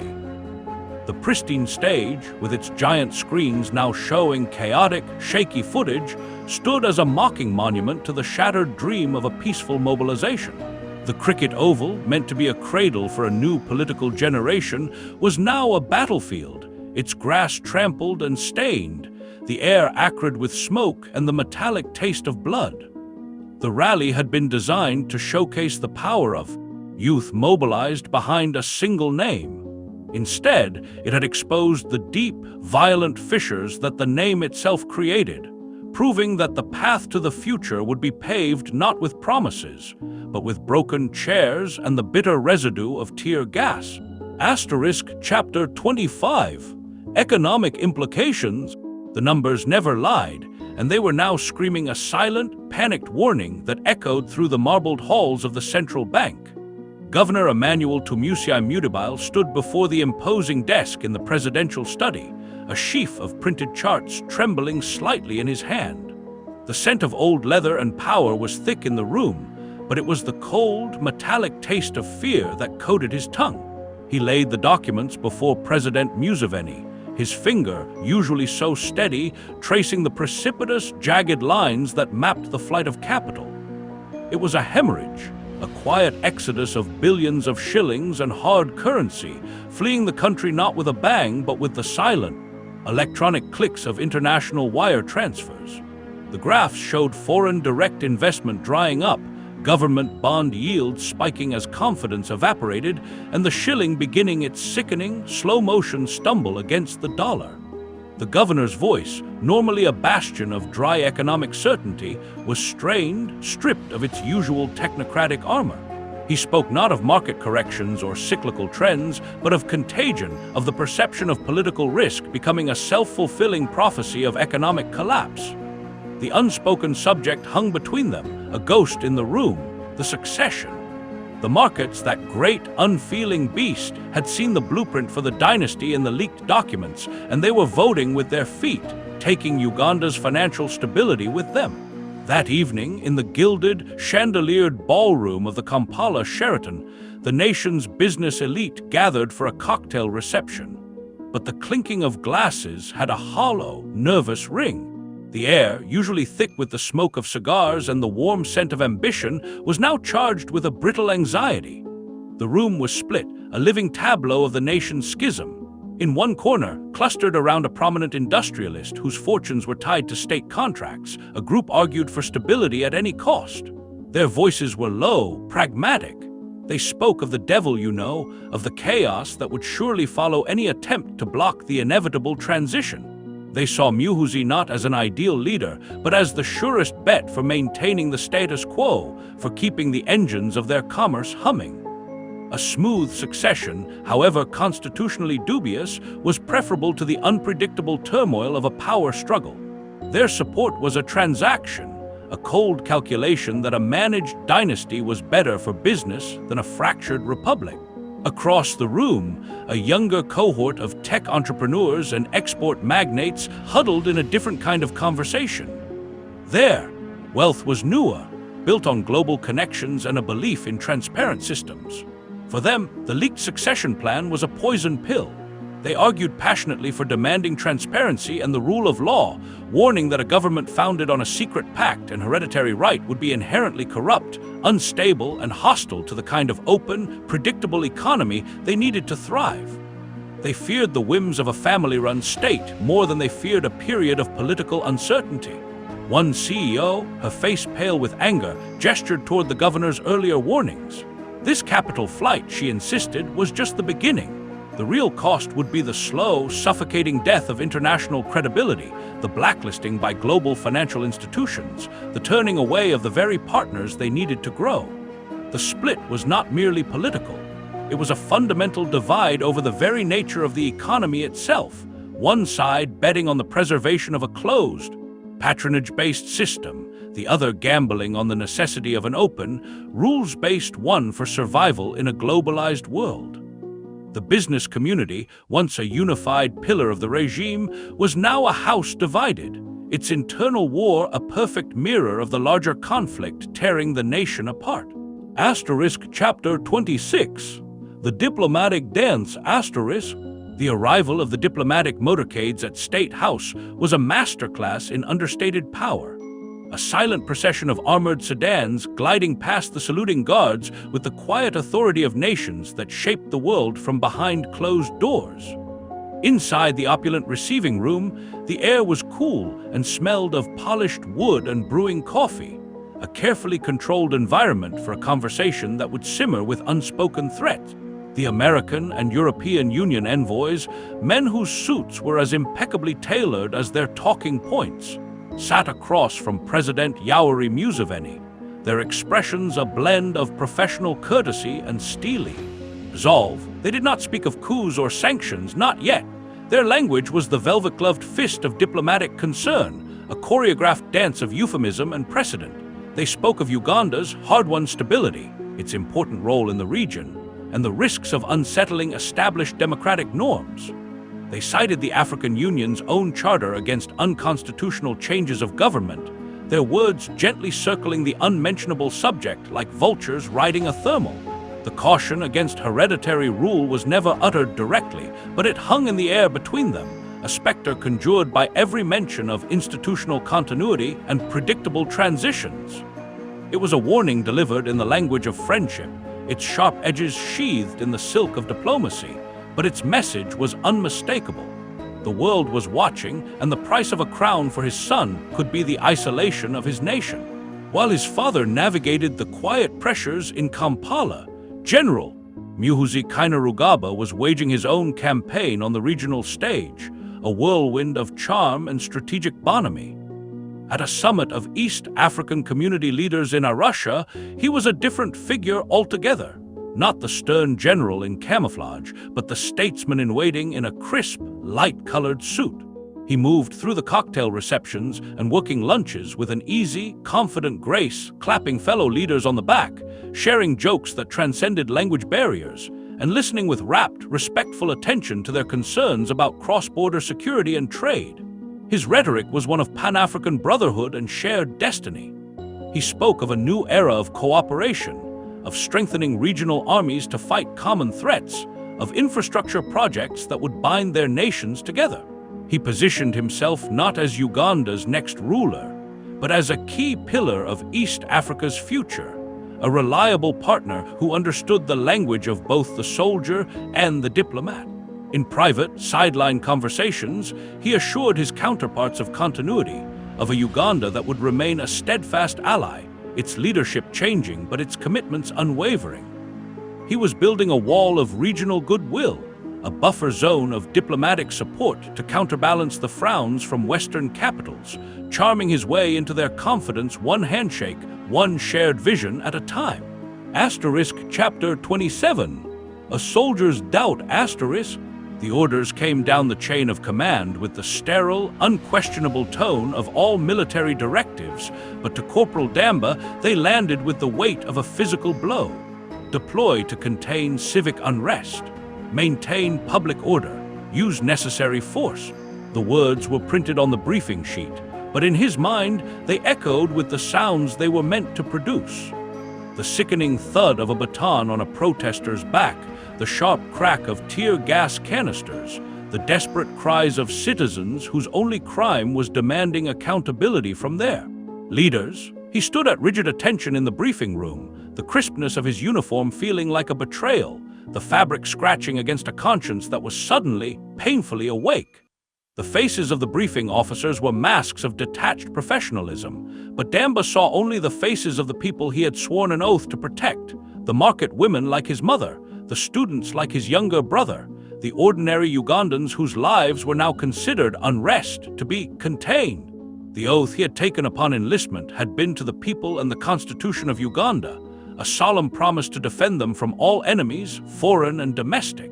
As he was dismissed and marched back to the barracks to prepare his kit, a cold, sickening dread settled in his stomach. The enemy, he feared with a terrifying clarity, was no longer a foreign army or a rebel militia. The enemy was the order he had just been given and the man who had given it. That night, the barracks were a hive of grim preparation, the air thick with the smell of gun oil, sweat, and a tense, unspoken anxiety. Soldiers polished their boots and checked their gear with a mechanical focus, their conversations hushed and functional. Damba moved through the routines by rote, his hands performing the familiar tasks while his mind reeled. He found a moment of solitude in the dimly lit latrine, splashing cold water on his face and staring at his own reflection in the chipped mirror. The face that looked back was that of a soldier, but the eyes were those of a frightened boy from a village in Mbale, a boy who had joined the army to bring pride to his family and security to his nation. He thought of the revolution's founding myths, the stories of freedom fighters who had taken up arms against an oppressive regime. Now, he was being ordered to become the very instrument of oppression those fighters had died to destroy. The moral chasm between the soldier he was supposed to be and the man he knew himself to be had become a yawning abyss, and he was teetering on its edge. Later, under the pretense of sharing a cigarette in the shadows behind the munitions shed, he found his friend, Private Okolo. The younger soldier's hands trembled slightly as he lit his cigarette, his eyes wide with a fear he couldn't voice in the crowded barracks. Damba leaned close, his voice a whisper barely audible over the distant hum of the city. He did not speak of disobedience or mutiny, not yet. He spoke of the oath. He reminded Okolo of the words they had recited, the promise to the people. He spoke of the protesters not as a mob, but as citizens, fathers, mothers, students, exercising a right that had been paid for with the blood of the very revolution that had brought their commanders to power. He saw the conflict mirrored in Okolo's eyes, the same struggle between duty and conscience. It was not a plan they formulated, but a shared understanding, a fragile bond of doubt forged in the oppressive darkness. As they stubbed out their cigarettes and returned to the light, Damba knew a line had been crossed. He had given voice to the treasonous thought festering in his heart. The seed of defection had been planted, and in the tense, fearful silence of his friend, he felt it take root, a quiet rebellion waiting for its moment to break through the soil. Chapter 28. The Rally. The roar from the banks of the Nile was not merely sound. It was a physical presence, a seismic wave of adulation that made the very ground tremble beneath the makeshift stage in Jinya. Thousands upon thousands of faces, a vast, undulating sea of humanity, were turned upward, their collective gaze fixed on the single figure who stood bathed in the harsh glare of television light. Lieutenant General Muhoozi Kainerugaba, his silhouette sharp against the darkening sky, absorbed the energy of the crowd as if it were his lifeblood, his chest swelling with each thunderous cheer. He had shed his military uniform for the uniform of the people, a simple, open-collared shirt, and he wielded the microphone not as a tool, but as a scepter of populist power. His words were not the dry, legalistic language of the state, but a fiery, emotive torrent that spoke directly to the gut. He spoke of the common man, of the forgotten farmers and the struggling market vendors, painting himself as their champion against the elites in their air-conditioned offices in Kampala. He promised a new dawn, a Uganda where the son of the soil would finally inherit the earth, where the wealth of the nation would flow not to the connected few, but to the deserving many. It was a masterful performance, a symphony of grievance and promise that resonated with the deep, simmering frustrations of the masses, turning their hunger into a weapon aimed at the heart of the old order. But encircling this euphoric nucleus was a different, far more rigid reality, a fortress of fear and steel. The security cordon around the rally was not just a precaution, it was a statement of the perilous stakes. Snipers, dark silhouettes against the fading light, were positioned on the rooftops of surrounding buildings, their scopes sweeping the ecstatic crowd. Soldiers from the Special Forces Command, their faces obscured by helmets and their fingers resting near the triggers of their assault rifles, formed an impassive human wall between the stage and the people, their eyes constantly scanning, assessing, searching for the one face that did not belong, the one hand that moved with a killer's intent. Armored vehicles, hulking beasts of metal, were parked at strategic choke points, their engines rumbling a low, threatening counterpoint to the crowd's roar.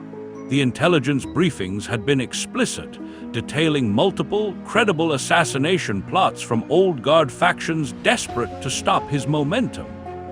The air crackled not just with political energy, but with the taut, electric tension of a potential kill zone every cheer, potentially masking the sound of a bolt being drawn back, every raised fist a potential diversion for a sniper's crosshair.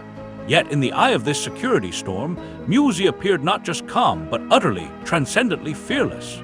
He strutted across the stage with a swagger that bordered on defiance, leaning over the bulletproof lectern to thrust his fist into the air, bringing the crowd to a fever pitch. He pointed into the mass of people, his gaze seeming to lock with individuals in the throng, creating an illusion of intimate connection that made the security cordon feel like an insult to his bond with the people. He did not flinch when a sudden, unexplained movement in the crowd caused a ripple of tension through his guards. He simply paused, smiled a slow, confident smile, and waited for the moment to pass, his body language broadcasting a supreme, almost mystical belief in his own invincibility. It was a performance of calculated fearlessness, a deliberate demonstration that he would not be cowed, that he would not rule from a bunker, that he was a lion of the people, born to walk freely among them, no matter the daggers hiding in the shadows. As the rally reached its crescendo and he descended from the stage to wade into the adoring crowd, his bodyguards forming a frantic, sweating phalanx around him, he was the picture of a man who had already conquered fear, leaving his enemies with the chilling realization that to stop him, they would have to do more than just try to kill him. They would have to succeed. Chapter 29, Internal Strife. The cavernous conference hall of the National Resistance Movement's headquarters, usually a stage for choreographed unanimity, had become a pressure cooker of barely contained fury. The long, polished table reflected the strained, sweating faces of the party's National Executive Committee, a mosaic of the nation's political elite now fractured by a single, consuming question. The air, thick with the scent of expensive, perfume and stale anxiety, vibrated with the tension of a fault line about to rupture. The chairman's gavel, meant to impose order, was a useless toy against the rising tide of acrimony. The subject was Lieutenant General Muhoozi Kainerugaba, his name no longer a whispered possibility, but a shouted schism tearing the party's heart in two. A minister from the West, his face flushed with a righteous anger, slammed his fist on the table, the sharp crack echoing like a gunshot.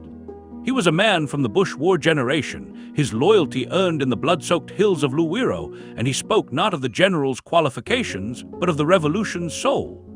His voice, raw and trembling, invoked the ghosts of fallen comrades and the sacred Republican principles they had died to enshrine. He called the push for Muhoozi a betrayal, a royalist counter-revolution that would make a mockery of their lifelong struggle. Across the table, a younger, sleekly dressed MP from the MK movement shot to his feet, his retort a scalpel of cold pragmatism. He dismissed the old man's sentimentality as the rust of a bygone era, arguing that the party's survival depended on embracing the energy and popular appeal of the new generation, embodied by the president's son. The debate devolved into a shouting match, a chaotic symphony of accusations and counter-accusations, where the words dynasty and traitor were hurled like grenades across the polished mahogany. The carefully constructed facade of party unity shattered into 1,000 glittering shards, revealing the ugly, visceral war for control of the nation's future. Into this maelstrom, President Yoweri Museveni entered not with a dramatic flourish, but with a slow, deliberate tread that silenced the room more effectively than any gavel. He did not take his customary seat at the head of the table. Instead, he stood at its center, a solitary patriarch observing the squabbling of his heirs. His presence was a physical weight, compressing the heated air, forcing the shouting men back into their chairs. His eyes, those famed instruments of perception, swept over the assembly, and in their deep, impenetrable gaze, each member saw their fate being measured. He did not ask for opinions or broker a compromise. He had heard enough. In a voice that was low, flat, and devoid of all emotion, he intervened with the finality of a judge passing a life sentence. He called for a vote, a simple, brutal show of hands on a single, pre-written resolution, to endorse the natural and inevitable transition of leadership to a new generation. The motion was a masterpiece of ambiguous language, but its intent was naked. The vote was not an election, it was an execution. Hands were raised in the heavy silence, some thrust upward with defiant zeal, others lifted slowly, trembling with fear or shame. The president's gaze was a tally sheet, noting not just the votes but the hesitations, the averted eyes. When the count was announced, the margin was overwhelming, a testament not to consensus, but to the raw, coercive power of the presidency. The dissenters, the men who had shouted of betrayal and principle, were not just outvoted, they were marked. In the days that followed, they found themselves politically marooned. Their phone calls to State House went unanswered, their names were struck from committee lists, their allies in the civil service were quietly transferred. They were not purged in a dramatic midnight arrest, but marginalized with a cold, bureaucratic efficiency that was far more terrifying. They became ghosts in their own party, their voices silenced, their influence extinguished, a warning to anyone else who dared to question the inexorable logic of the dynasty. The internal strife had been resolved not through debate, but through the application of absolute power, and in the chilling quiet that followed the vote, the only sound left was the silent, steady march of the succession, its path now cleared of all meaningful opposition within the house that the revolution had built. Chapter 30. The assassination attempt. The road to Entebbe was a ribbon of tarmac unfurling between lush, green hills and the shimmering expanse of Lake Victoria, a route usually associated with diplomatic welcomes and homecomings. Today, it was a gauntlet. The convoy of black SUVs, sleek and menacing, moved with the imperious speed of unchecked power, its progress a statement in itself. In the central vehicle, Lieutenant General Muhoozi Kainerugaba sat in the armored silence of the cabin, the world outside a blur of vibrant color and ordinary life rushing past his tinted window. He was returning from a carefully stage-managed visit to a new military hospital, his image as a modern, caring leader now broadcast across the state media. The air inside the vehicle was cool, filtered, and smelled of polished leather and gun oil, a sterile bubble insulated from the humid, fecund air of the lakeshore. He was a man, encased in a fortress of steel and loyalty, yet hurtling toward a point on the map where that fortress would be tested not by political intrigue, but by raw, explosive force. The bomb was not a sophisticated device. It was a crude, brutal instrument of terror, hidden in a drainage culvert beneath a slight bend in the road, a place where the convoy would naturally slow. Its trigger was low-tech, a pressure plate fashioned from scrap metal and desperation. There was no warning, no crackle of radio chatter, no shouted alarm. One moment there was the smooth hum of the engine and the rhythmic thrum of tires on asphalt. The next, the world dissolved into a cataclysm of noise and fire. The lead SUV, the one carrying his most trusted aides and advanced security team, was lifted from the road as if by the hand of a giant. The sound was not a bang, but a deep, gut-wrenching asterisk whump that seemed to suck the air from the landscape, followed by a blinding orange fireball that bloomed against the serene blue of the lake. Shrapnel, twisted metal, chunks of asphalt, and unidentifiable debris scythed through the air, pinging against the armor of Muhoozi's vehicle like a sudden, violent hailstorm.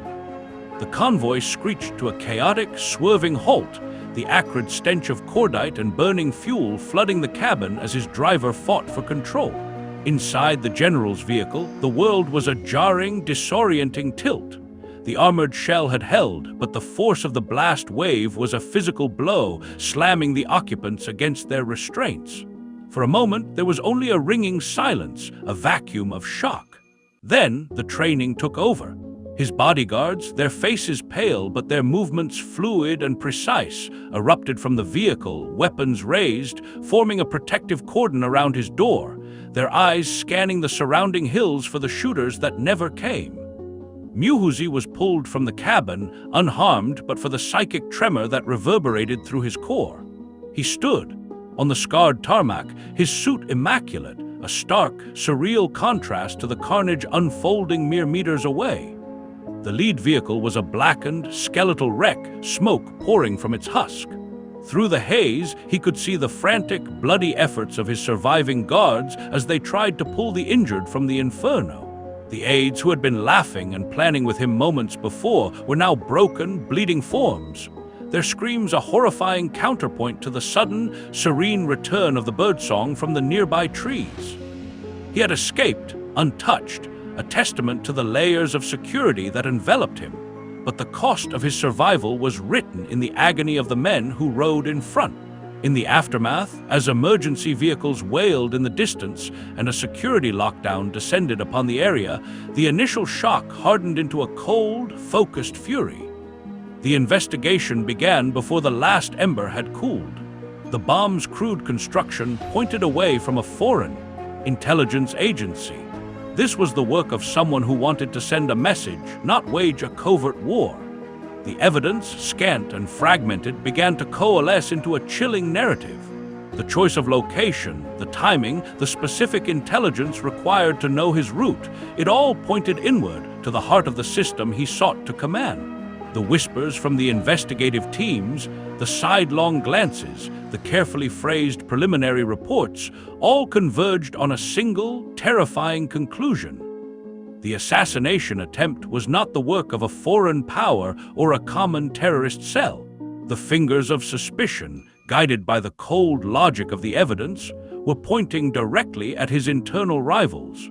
The old guard who saw his rise not as a succession, but as a sentence of political death, and who had decided that the only way to stop the dynasty was to kill the heir. Asterisk Chapter 31. Investigation. The scent of cordite had barely faded from the Entebbe road before a different, more insidious odor began to permeate the halls of power, the smell of suspicion, thick and cloying. In the pre-dawn gloom of his state house office, President Yoweri Museveni stood before a map of Uganda, but his mind was not on its borders or its resources. It was fixed on the faces of the men he had once called brothers, the old guard who had stood with him in the bush. Their shared history, now a tapestry he was forced to scrutinize for the faintest thread of betrayal. The crude brutality of the bomb, its placement on a route known only to a select few, was a signature he recognized. It was not the work of a foreign hand. It was the desperate, violent grammar of an internal coup. The attack on his son was not just an attempt on a life. It was a declaration of war from within the revolution's own heart. With a cold, sinking certainty, he picked up the secure line, his voice a low, gravelly command in the silent room. He ordered a full, uncompromising investigation, its mandate clear: follow the evidence, no matter how high it led, and root out the cancer of treason festering among his oldest comrades. The task fell to General Kainerugaba, a man whose loyalty was as much to the institution of the state as it was to the president. He assembled a small, trusted team of investigators, their operations conducted from a sterile, windowless basement room in the chieftaincy of military intelligence, a place known only by its code name, the Vault. The initial findings were swift and damning. They traced the components of the bomb, the industrial fertilizer, the cheap detonators, to a cache that had been reported stolen from a military depot in Bombo 2 weeks prior. The theft had been logged as a clerical error, but Kainerugara's team cross-referenced the depot's access logs with the known movements and affiliations of senior officers. A pattern began to emerge, a constellation of suspicious coincidences that pointed toward a retired general, a man known for his vocal opposition to the Muhoozi Project and his deep, resentful ties to the old guard's inner circle. A low-level informant within that circle, motivated by fear or a sliver of remaining conscience, provided a crucial fragment, a whispered conversation about a necessary surgical strike to save the Republic. For a fleeting moment, standing over the maps and timelines spread across the table in the vault, Kainerugaba felt the cold satisfaction of the hunter closing in on his prey. The plot was not just suspected. It was being uncovered, its architects named, and their motives laid bare.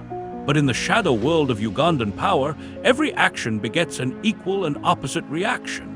As Kainerugara's team prepared to move, to make arrests and present their evidence, a counter-operation was already in motion. The evidence, so meticulously gathered, began to curdle. The informant was found dead in a Kampala slum, the official report citing a robbery gone wrong, his throat cut with a professionalism that belied the claim. The digital access logs from the Bombo depot suffered a mysterious server failure, their data corrupted beyond recovery. A key witness, a junior officer who had been on duty the night of the theft, was abruptly transferred to a remote posting in the Karamoja wilderness, his communication cut off from the world. The case file, a physical dossier of photographs, signed statements, and forensic reports, was stolen from a locked safe in the vault, replaced by a perfect, empty replica. By the time Kainerugaba arrived to brief the president, the plot he had uncovered had been systematically dismantled, its components scattered, its witnesses silenced, its paper trail evaporated. He stood before Museveni not with the proof of a conspiracy, but with the chilling evidence of a cover-up, a demonstration of power so complete it could erase reality itself. The investigation had not failed. It had been sabotaged from within, proving that the old guard's reach was longer and its method far more ruthless than even the president had feared. The bomb had been meant to kill a son. The tampering of the evidence was a message to the father. Your authority has its limits, and we are the ones who draw the line. Asterisk Chapter 32. Museveni's health. The first sign was not a medical bulletin or a press release, but an absence. The annual Heroes' Day address, a fixture on the national calendar for decades, a moment when the aging lion would stand before the nation and invoke the spirits of the Bush War, was abruptly cancelled. The official statement was a masterpiece of bureaucratic vagueness, citing pressing state matters requiring the president's full attention. But in a city that ran on whispers, the void left by his non-appearance was filled with a more potent, more terrifying speculation. The rumor, born in the hushed corridors of Mulego Hospital, where a certain wing had been mysteriously cleared, spread through Kampala with the speed of a virus. It traveled from the manicured gardens of Kololo to the cramped stalls of Owino Market, mutating with each retelling. The president was ill, not a passing malaise, but something serious, something that stole his voice and his strength, something that had forced him from the public eye for the first time in living memory. The invincible patriarch, the man who had seemed as permanent as the Ruwenzori Mountains, was suddenly, terrifyingly mortal. His absence was a chasm, and into that chasm poured the nation's collective anxiety. a silent, screaming question about what would fill the space when he was gone. In the vacuum of his father's presence, Muhoozi Kainerugaba did not merely step forward, he expanded to fill the entire political horizon. The transition of duties was not announced, but observed, a silent, seismic shift in the balance of power. He began to chair cabinet meetings in State House, his youthful, impatient energy a stark contrast to his father's deliberate, methodical pace. He signed off on ministerial directives, his signature, once a formality, now carrying the weight of executive authority.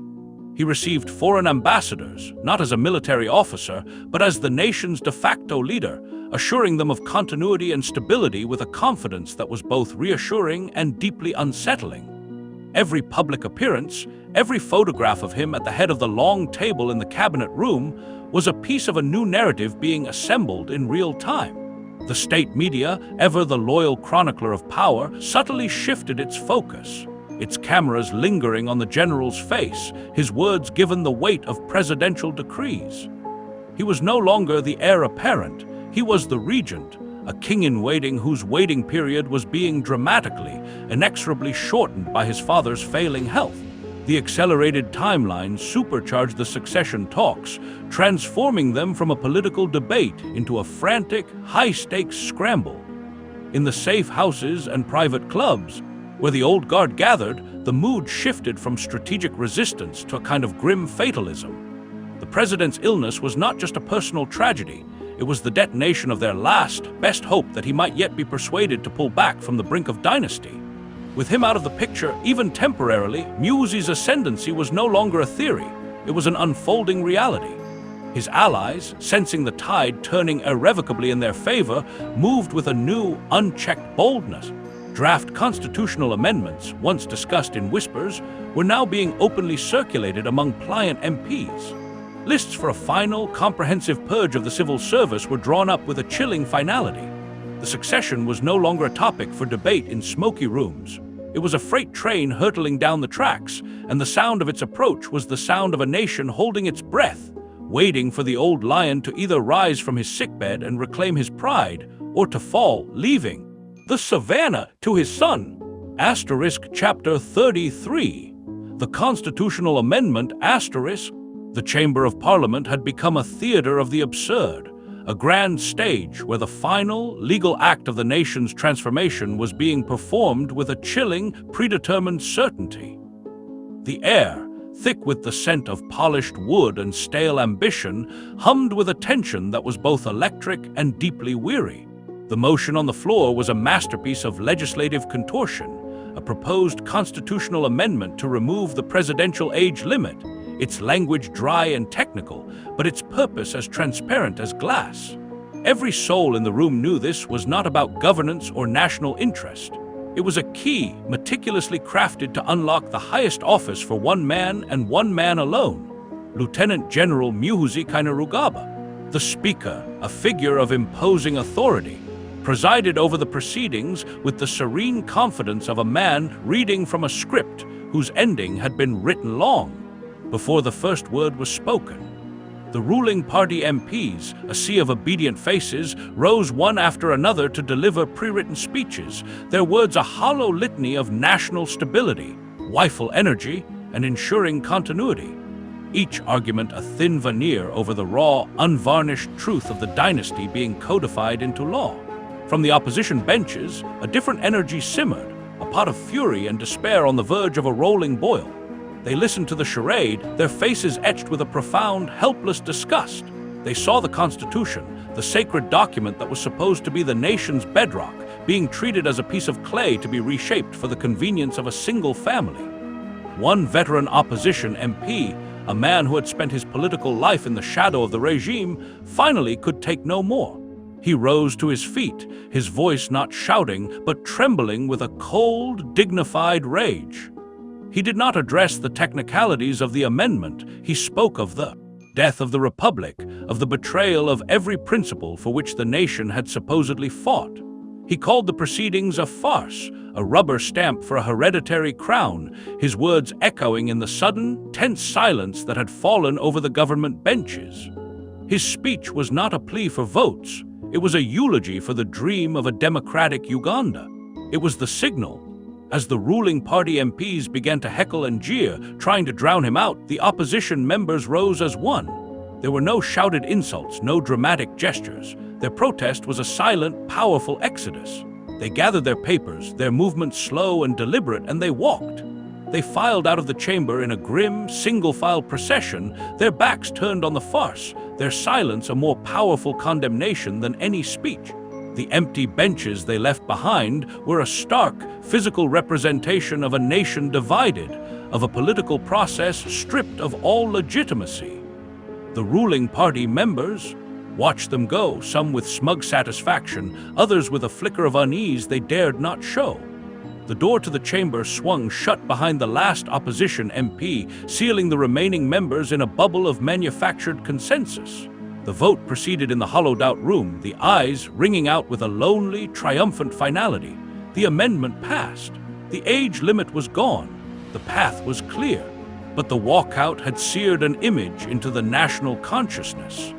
The law had been made, but its moral authority had just been publicly and irrevocably abandoned on the floor of the People's House. Asterisk Chapter 34, Protest and Repression. The silence was the first weapon, a heavy, deliberate quiet that fell over Kampala as the sun rose on a Monday, a day traditionally humming with the frantic energy of commerce and traffic. But this was no ordinary Monday. This was Black Monday, a day of collective, silent mourning for a democracy that civil society leaders declared was being strangled in its sleep. The call had spread not through public rallies or radio broadcasts, which were now too dangerous, but through encrypted messaging apps and whispered conversations in the shadows of darkened churches. The instruction was simple: wear black, stay home, do not go to work, do not open your shop. Let the machinery of the city grind to a halt, and let the empty, silent streets be your protest. And so the capital froze. The usual cacophony of minibus touts, street vendors, and bustling crowds was replaced by an eerie, unnerving stillness. The arteries of the city were empty, the shops shuttered, the markets deserted. It was a protest of absence, a powerful, wordless scream against the constitutional amendment that had ripped the age limit from the nation's supreme law, clearing the final, legal obstacle for the president's son. The silence was not submission, it was a gathering storm. By mid-morning, the state's response to this quiet defiance began to rumble through the empty avenues. Convoys of police trucks and anti-riot vehicles, their blue and red lights slicing through the unnatural calm, descended on the city center. They did not face a chanting, violent mob, they faced a void. Their enemy was the silence itself, and they were armed to shatter it. The first canisters of tear gas were fired not at people, but at symbols: the steps of the Constitutional Court, the empty plaza before Parliament, the shuttered gates of independent newspapers. The acrid, eye-watering clouds of CS gas bloomed in the deserted spaces, a chemical weapon unleashed upon a ghost town, their purpose not to disperse a crowd, but to profane the very idea of protest, to assert dominance over the emptiness. The silence was broken by the percussive thump of launching grenades and the frantic, scattered footsteps of the few brave souls who had dared to gather in small, defiant clusters, only to be chased down and cornered by phalanxes of police in full body armor. Among those who had answered the call was Nakato, the market vendor from Uino. Her stall was closed, her baskets of silverfish left in the dark, her daily struggle for survival voluntarily paused for a cause greater than a single day's income. She stood with a small group of women from her market association, their black clothes a stark, somber uniform against the dusty ground of a vacant lot in Kamwickia. They held no signs, sang no songs. They simply stood, their linked arms and silent, resolute presence a tiny island of defiance in the city's sea of enforced quiet.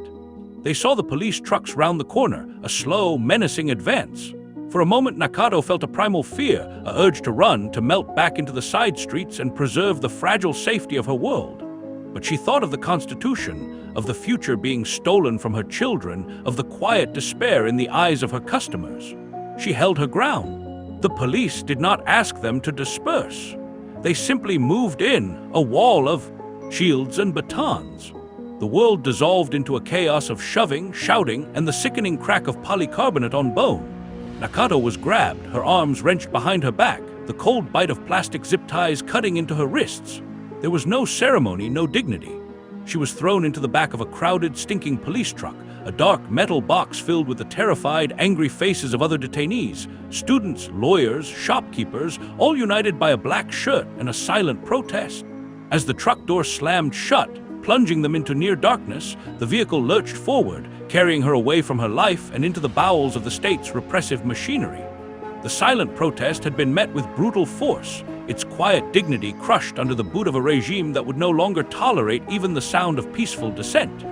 Nakato, a simple market vendor, was now a prisoner of the succession war, her arrest a testament to the fact that no one, not even those who protested in silence, would be spared in the ruthless consolidation of power.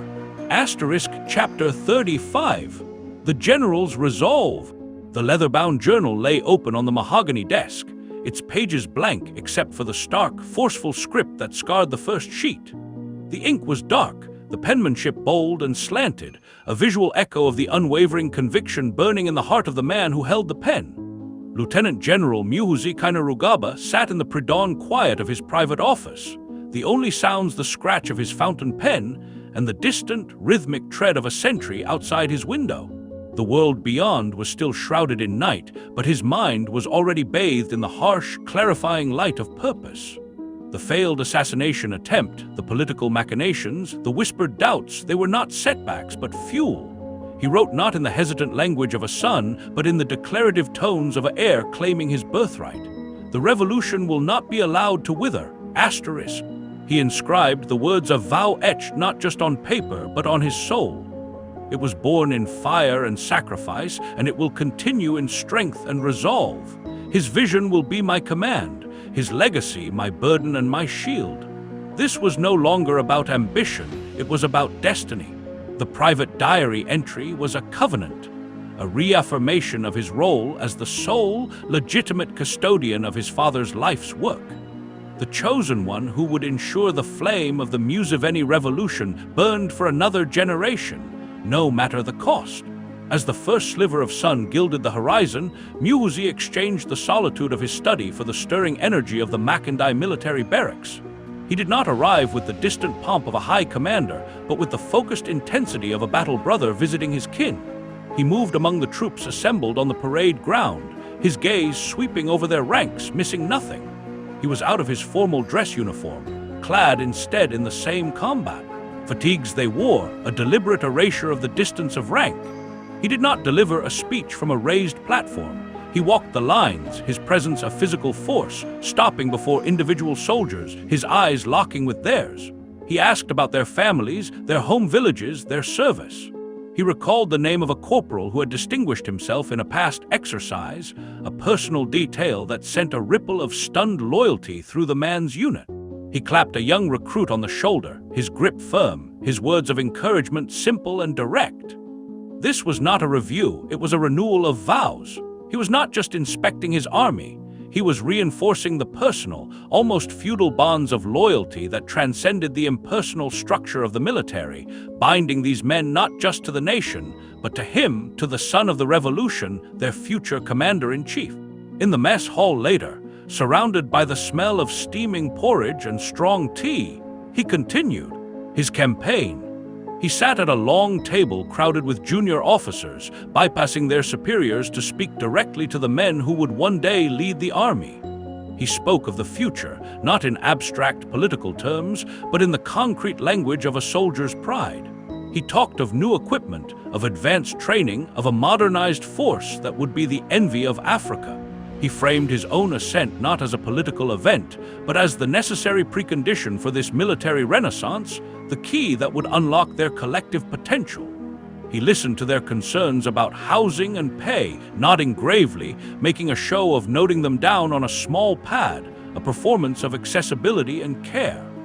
These personal appeals were his most potent weapon. He was building an army within the army, a core of devotion forged not through fear, but through a cultivated sense of shared destiny and personal allegiance. As he stood to leave, the room erupting in a spontaneous, roaring salute, he knew the resolve etched in his diary was being etched onto the hearts of his men.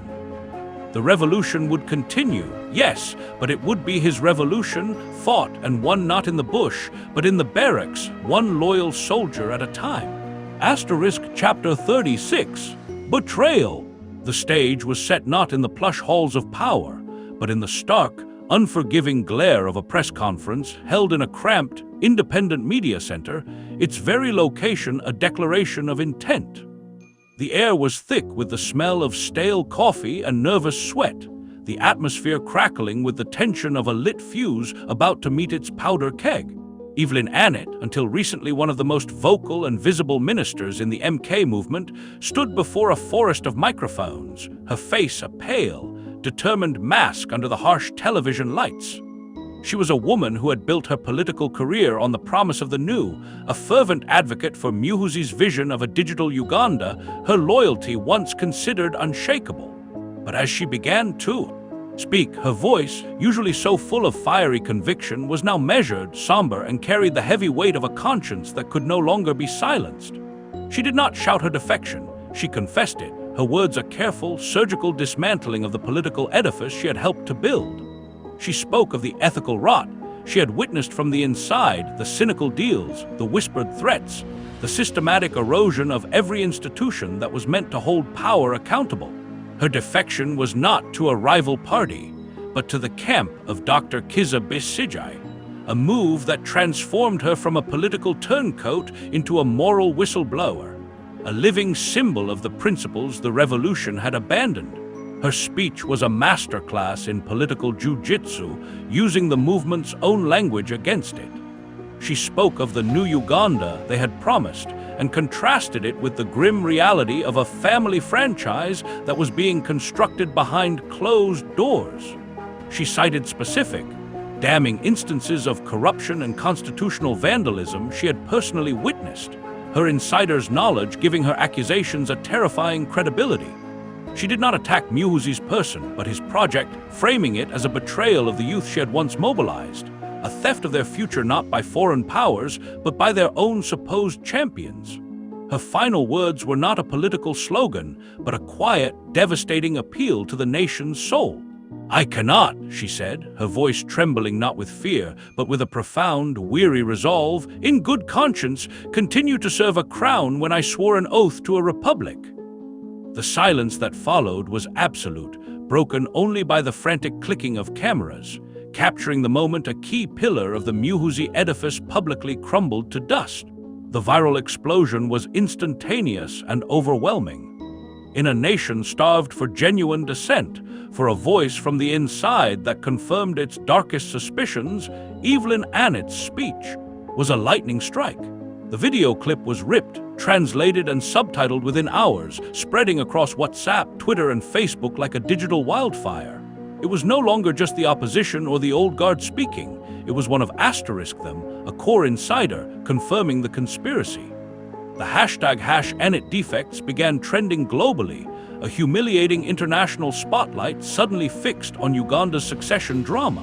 In the markets, in university dormitories, in taxis, and in bars, the video was played and replayed on countless phone screens, her words dissected and debated with a fervor that dwarfed any state-sponsored rally.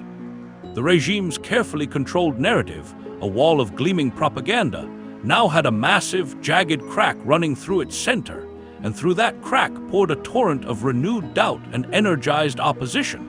The betrayal was not just a political setback. It was a seismic event that shifted the very ground of the national conversation, proving that the most dangerous threats to a rising dynasty often come not from its enemies, but from its disillusioned friends. Asterisk chapter 37. The secret recording asterisk. It began as a ghost in the machine, a digital specter that slipped past firewalls and encryption to bloom on the internet in the dead of night. The file was unlabeled, hosted on an anonymous server, and required no password, as if its leaker wanted the world to bear witness without obstruction. It was a raw audio file, its timestamp placing the conversation just days after the failed assassination attempt. The quality was poor, filled with the hiss of a bad connection and the occasional crackle of static, but the voices were unmistakable. First, the deep, gravelly rumble of President Yoweri Museveni, a sound as familiar as the national anthem, weary and stripped of its public grandeur. Then, the sharper, more impatient tone of his son, General Muhoozi Kainerugaba. They were not discussing policy or statecraft. They were plotting a purge. The president's voice was a low, weary monotone listing names, old comrades, senior civil servants, independent-minded judges, referring to them as obstacles and loose ends. He spoke of retirement packages and foreign postings, euphemisms that could not disguise the cold, systematic intent. Then Muhoozi's voice cut in, clearer, harder, laced with a venom that the public never heard. He argued for a swifter, more definitive solution. "We cannot just move them, father," he insisted, the word father sounding like a title, not an endearment. "They are a cancer. You cut a cancer out. A few public examples, the others will fall in line." The conversation was a chilling glimpse into the engine room of the dynasty, where loyalty was the only currency and dissent was a terminal illness. It was the private truth behind the public facade, and now it was free. By sunrise, the recording was inescapable. It pulsed from the speakers of taxis and market stalls, its damning content, repeated on loop by international news networks that had picked up the story with grim fascination. In the bustling Oino market, vendors and customers stood in stunned, silent clusters around a single phone, listening to the voices of their leaders discuss the dismantling of the republic as if it were a corporate restructuring. The public outrage was not a sudden explosion, but a deep, rolling tremor of betrayal that shook the nation to its core. The vague fears and political anxieties of months crystallized into a cold, hard certainty. The social contract, already frayed, was shown to be a lie. The people were not citizens to be led, but obstacles to be managed, problems to be purged. The trust that had taken decades to build, however imperfectly, evaporated in the time it took to listen to the 3-minute recording. The air in Kampala grew thick with a new kind of tension. The quiet, dangerous hum of a populace that finally knew, beyond any doubt, that its rulers saw it not as a nation, but as a possession. The international reaction was swift and severe. Embassies in Kampala worked through the night, their cables to Washington, London, and Brussels carrying transcripts and urgent analyses. By midday, a coordinated statement from the European Union condemned the explicit and deeply concerning plans for the systematic suppression of political dissent, demanding an immediate investigation and respect for democratic norms. The United States, a longtime ally, announced the freezing of assets for several senior Ugandan officials named in the recording and hinted at broader economic sanctions targeting the family's inner circle. The World Bank and International Monetary Fund put pending loans and development programs on indefinite pause, citing concerns over governance and the rule of law. The threat of international isolation, once a theoretical warning from diplomats, was now a concrete, looming reality. The leaked recording had not just ignited public fury. At home, it had lit a fuse under Uganda's standing in the world, turning the nation's internal succession war into an international crisis with the power to cripple its economy and exile its leaders onto the global stage of pariahs. The secret was out, and its cost was just beginning to be tallied. Asterisk Chapter 38, Cyber Warfare. The battlefield was invisible, a silent war waged in the cold, sterile expanse of cyberspace, where the only sounds were the hum of servers and the frantic clicking of keyboards in darkened rooms. It began not with the roar of a mob or the crack of a rifle, but with the sudden digital death of a website.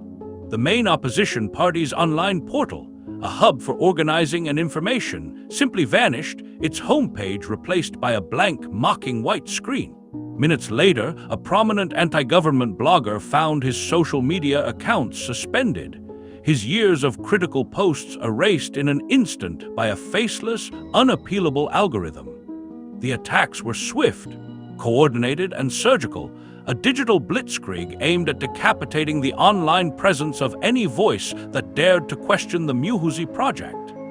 In a secure, windowless basement deep within the Ministry of Information and Communications Technology, a team of government hackers, their faces illuminated only by the glow of their monitors, worked with cold efficiency.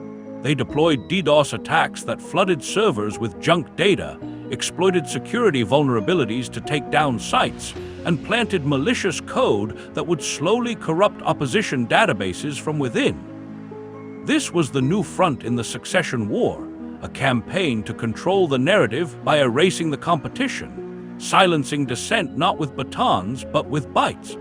Simultaneously, a different kind of digital army was mobilized, one that fought not with deletion but with deluge. From anonymous accounts and coordinated bot farms, a torrent of filth and fabrication was unleashed upon the internet. Pro-Muhoozi trolls there, identities hidden behind stolen profile pictures and algorithmically generated names, swarmed the social media pages of critics. They did not engage in debate, they smeared. They photoshopped compromising images, fabricated scandalous stories about the personal lives of opposition figures, and flooded comment sections with a viscous stream of insults and threats. A respected female MP who had spoken out against the constitutional amendment was targeted with a particularly vicious campaign, her reputation assailed by thousands of identical posts accusing her of everything from adultery to treason. The goal was not to convince, but to overwhelm and intimidate, to poison the digital well so thoroughly that any voice of dissent would be drowned in the subsequent sewage. The online space, once a beacon of free expression, was being systematically transformed into a toxic swamp of state-sponsored disinformation, where truth and lies were indistinguishable, and the price of speaking out was a digital lynching. Watching this digital war unfold from her makeshift office, a constantly moving series of safe houses and borrowed internet connections, Sarah Byreet felt a cold fury burning in her chest. Her computer screen was a mosaic of evidence, a sprawling digital crime scene. She had been tracking the cyber attacks and the troll campaigns for weeks, following the digital fingerprints back to their source. Using sophisticated network analysis tools, she traced the waves of DDoS attacks not to random hackers in foreign countries, but to a cluster of IP addresses registered to a shell company with a P.O. box in Kampala's industrial area, a company whose board of directors included a cousin of a key figure in Muhoozi's inner circle.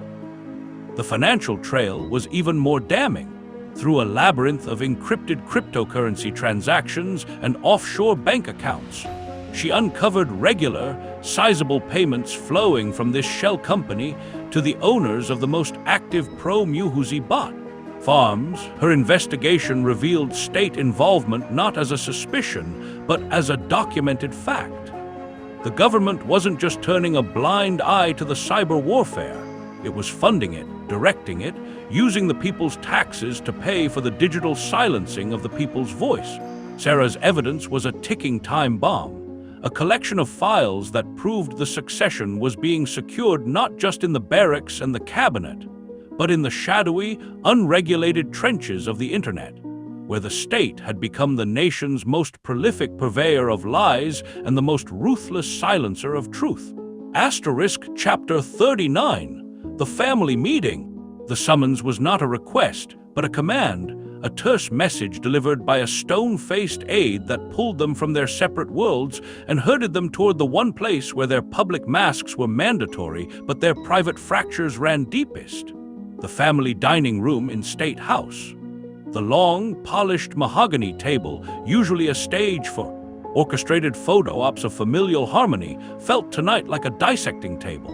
The air, thick with the scent of roasted meat and beeswax, could not mask the bitter tang of unspoken grievances and the metallic taste of impending confrontation. President Yoweri Museveni sat at the head, an aging patriarch at the nexus of his crumbling dynasty, his presence a heavy anchor in the room's choppy emotional seas. To his right sat Janet, her hands clasped tightly on the table, a mediator poised on a precipice. To his left, Muhoozi, his posture rigid with impatience, a crown prince who could no longer abide the slow pace of the coronation. And across from him, Natasha, her gaze averted, a storm of resentment brewing behind a carefully neutral expression. The family was gathered, but the nation, with all its tensions and treacheries, sat as an uninvited, suffocating fifth guest at the table. Museveni did not begin with pleasantries. His voice, when it came, was a low, gravelly roll of thunder that demanded unity not as a hope, but as an edict. He spoke of the wolves circling, the old guard's plots, the foreign powers sharpening their knives, the treacherous leaks that had turned their private conversations into public weapons. He framed the crisis not as a political struggle, but as a siege upon the family itself, a battle for their collective survival. His gaze, that famous instrument of control, swept over each of them, a silent demand for allegiance. He spoke of the revolution, but the word had lost its meaning, hollowed out and repurposed as a synonym for the Museveni name. The demand was clear, brutal in its simplicity. They must present a united front. They must stand together or they would be picked apart one by one. The family was to be a fortress, its walls unbreachable, its loyalty absolute. Any crack, any hint of dissent would be exploited by their enemies and would lead to their collective ruin. It was not a plea. It was an ultimatum from a king who could feel his own mortality breathing down his neck and saw his legacy fracturing before his eyes. Natasha listened, her jaw clenched so tight it ached. She felt the weight of his gaze, the immense, invisible pressure of the dynasty closing around her like a vice. To agree was to betray herself, to sanctify the very favoritism that had defined her life in the shadow of her brother. She saw the flicker of triumphant certainty in Muhoozi's eyes, the quiet relief in her mother's. Her father's speech was a masterful piece of emotional blackmail, weaving their personal safety into the fabric of his political project until the two were indistinguishable. To refuse was to be branded the traitor, the one who tore the family apart. The cost of her defiance, she realized with a cold, sickening clarity, would be excommunication not just from power, but from the only identity she had ever known. With a slow, deliberate breath that felt like a surrender, she gave a single, tight nod. The words of agreement did not pass her lips, but the gesture was enough. A reluctant, simmering accord was struck, a fragile truce built not on genuine unity, but on the cold, hard calculus of survival. She would support her brother, but the tension did not dissipate. It merely retreated, sinking beneath the surface of the polished table to simmer in the dark, waiting for its moment to boil over. The family meeting had ended, the fortress walls were declared intact. But the air in the room was now thick with the silence of things left unsaid, a toxic residue of resentment that promised the war was far from over. Chapter 40, the point of no return. The announcement was not made from a stage roaring with adoring crowds, nor was it delivered in the hushed, dramatic tones of a late-night address. It arrived with the stark, bureaucratic finality of a military communiqué, a dry press release from the Ministry of Defense that was simultaneously published on all official government websites and read aloud by a stone-faced news anchor on state television. The words were simple, their meaning absolute. By the powers vested in the office of the President and Commander-in-Chief, Lieutenant General Muhoozi Kainerugaba is hereby appointed Commander of the Uganda People's Defense Forces, effective immediately. There was no flowery language about his distinguished service, no mention of his father, no appeal to the nation for its support. It was a statement of fact, a seismic shift in the architecture of power rendered in the blandest possible prose. The long, meticulously choreographed dance was over. The son now formally commanded the army. The point of no return had not just been reached, it had been crossed with the quiet click of a send button, and the bridge was burning behind him. In the plush, soundproofed office of a retired general living in secluded exile in a Nairobi suburb, the news landed with the force of a physical blow. The old soldier, a man who had helped Museveni plan the final assault on Kampala 4 decades prior, stared at the television screen, the half-finished cup of tea in his hand forgotten and growing cold. The title on the screen, Army Commander Muhoozi Kainerugaba *, was a profanity, a desecration of every principle they had carried out of the bush. He saw not a promotion, but a coronation, the final, formal surrender of the Republic to a family business. A cold, weary despair settled in his bones. He looked around his comfortable, borrowed home, at the high walls and the armed guards at the gate, and he knew this was his future. A gilded cage of irrelevance, watching from a distance as the revolution he had bled for was entombed by the very dynasty it had been created to prevent. Exile was no longer a choice. It was a sentence passed upon him by the new order. The fight, it seemed, was over. But in a dimly lit safe house on the outskirts of Kampala, lit only by the glow of a single laptop and the embers of a dying cigar. A different conclusion was being drawn. Amama Mbabazi sat with the few old guard allies who had not yet been arrested or fled. The air was thick with smoke and a simmering, impotent rage. They had read the same communique, and they saw in its stark language not an end, but a beginning, the beginning of the final, most dangerous phase of their resistance. With Muhoozi now in formal, legal control of the army, the last pretense of a constitutional transition was gone. The gloves were off. The options on the table, once whispered in the most cautious of terms, were now spoken aloud with a grim finality. One minister, his face haggard with stress, argued for a last, desperate public appeal to the international community, a plea for intervention before the military's loyalty was irrevocably cemented. Another, a former intelligence chief, spoke of more direct, darker methods, of leveraging the few loyalists they still had within the security apparatus for a decisive, surgical strike. They were considering resistance not as a political strategy, but as a moral last stand, a final, bloody act of defiance against the dynasty that had consumed their republic. The point of no return had been reached for them, too, forcing a choice between a quiet, dishonorable exile or a potentially catastrophic, but principled resistance. The nation held its breath, balanced on the razor's edge between a silent surrender and the first, terrible shot of a civil war. Asterisk Chapter 41. The Crisis Summit. The air in the State House conference room was thick with the scent of polished wood, expensive perfume, and the cloying aroma of failed diplomacy. President Yoweri Museveni had convened the national dialogue as a final grand gesture, a theatrical display of his role as the nation's wise patriarch seeking consensus in a time of peril. The long, gleaming table was a microcosm of a fractured Uganda, seating religious leaders in their somber vestments, opposition figures with faces like clenched fists, ruling party stalwarts radiating smug assurance, and military chiefs whose uniforms could not conceal the tension in their shoulders. For the first hour, a fragile performative civility had held, a thin veneer of polite language stretched over a chasm of mutual distrust. Museveni, from the head of the table, had spoken in lofty, unifying platitudes, invoking the spirit of the Bush War and the shared destiny of the nation, his words a soothing balm that healed nothing. But the balm was thin, and the wounds beneath were septic and raw. The dam broke when an elderly Catholic archbishop, his voice trembling not with age but with passion, made a direct, heartfelt plea for peace. He spoke of the blood that would stain the nation's soil, the mothers who would weep for their sons, the children who would inherit a legacy of hatred. He begged them, for the love of God and country, to step back from the brink, to find a constitutional, peaceful path forward. His words, meant to be salve, instead became a spark. A young, firebrand MP from the MK movement shot to his feet, his finger jabbing toward the archbishop. He accused the religious leaders of being tools of the opposition, of preaching cowardice in the face of necessary change, of failing to understand the new Uganda that was being born. His shout was a match tossed into a room soaked in gasoline. The opposition leader across the table roared back, his voice cracking with fury, his own finger now pointing at Museveni himself, accusing him of hosting a sham dialogue while his son tightened his grip on the army. The room erupted. The shouting was not a debate, it was a cacophony of competing apocalypses, a symphony of rage where accusations of traitor and dynasty were hurled like furniture across the polished mahogany.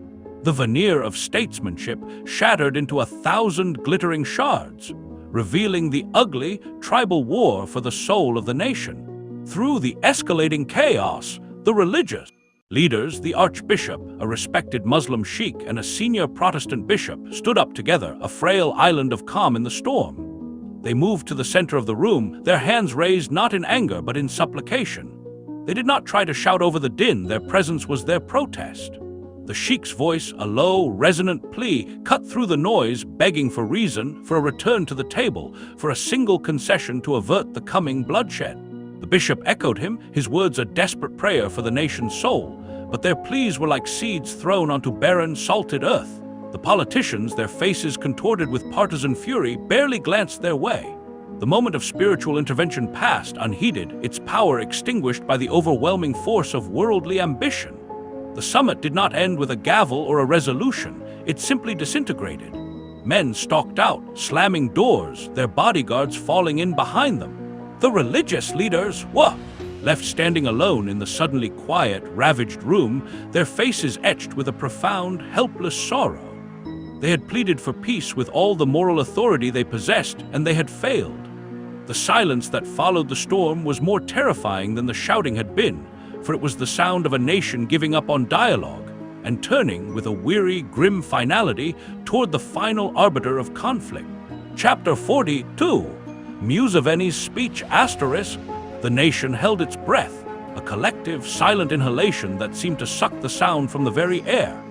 In living rooms and market stalls, in barracks and in bars, every screen was tuned to the same channel, every face turned toward the same image. The presidential seal, stark and gold against a deep blue background. The airwaves, usually filled with the chaotic noise of daily life, were preemptively silenced, the quiet itself a heavy, expectant presence.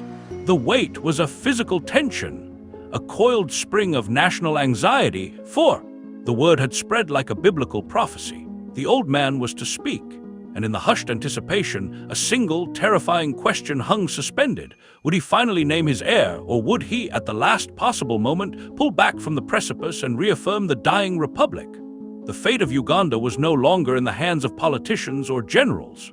It was in the weary, aging hands of one man, and the entire country was a captive audience to his final, defining act. When he appeared, the effect was jarring. President Yoweri Museveni did not stride confidently to the lectern as he had for 4 decades. He walked slowly, his steps measured, his shoulders carrying an invisible weight that seemed to bow them slightly. The famous bush hat was absent, his head was bare, revealing the full, weary map of his age. The fire that had once burned so brightly in his eyes seemed banked, its embers glowing with a softer, more melancholic light. He stood before the nation not as the invincible revolutionary, but as a tired patriarch at the end of his long reign. He began not with the thunderous rhetoric of old, but with a quiet, almost intimate reflection. He spoke of the long journey from the bush, of the sacrifices, of the dream of a Uganda that was strong, independent, and prosperous. His voice, that familiar, gravelly instrument, was softer now, stripped of its commanding edge, laced with a vulnerability he had never before allowed the public to see. He was not just a president reporting to his people. He was a man accounting for his life. Then came the moment that stilled every heart in the nation. He paused, his gaze seeming to look not at the camera, but through it into the soul of every Ugandan watching.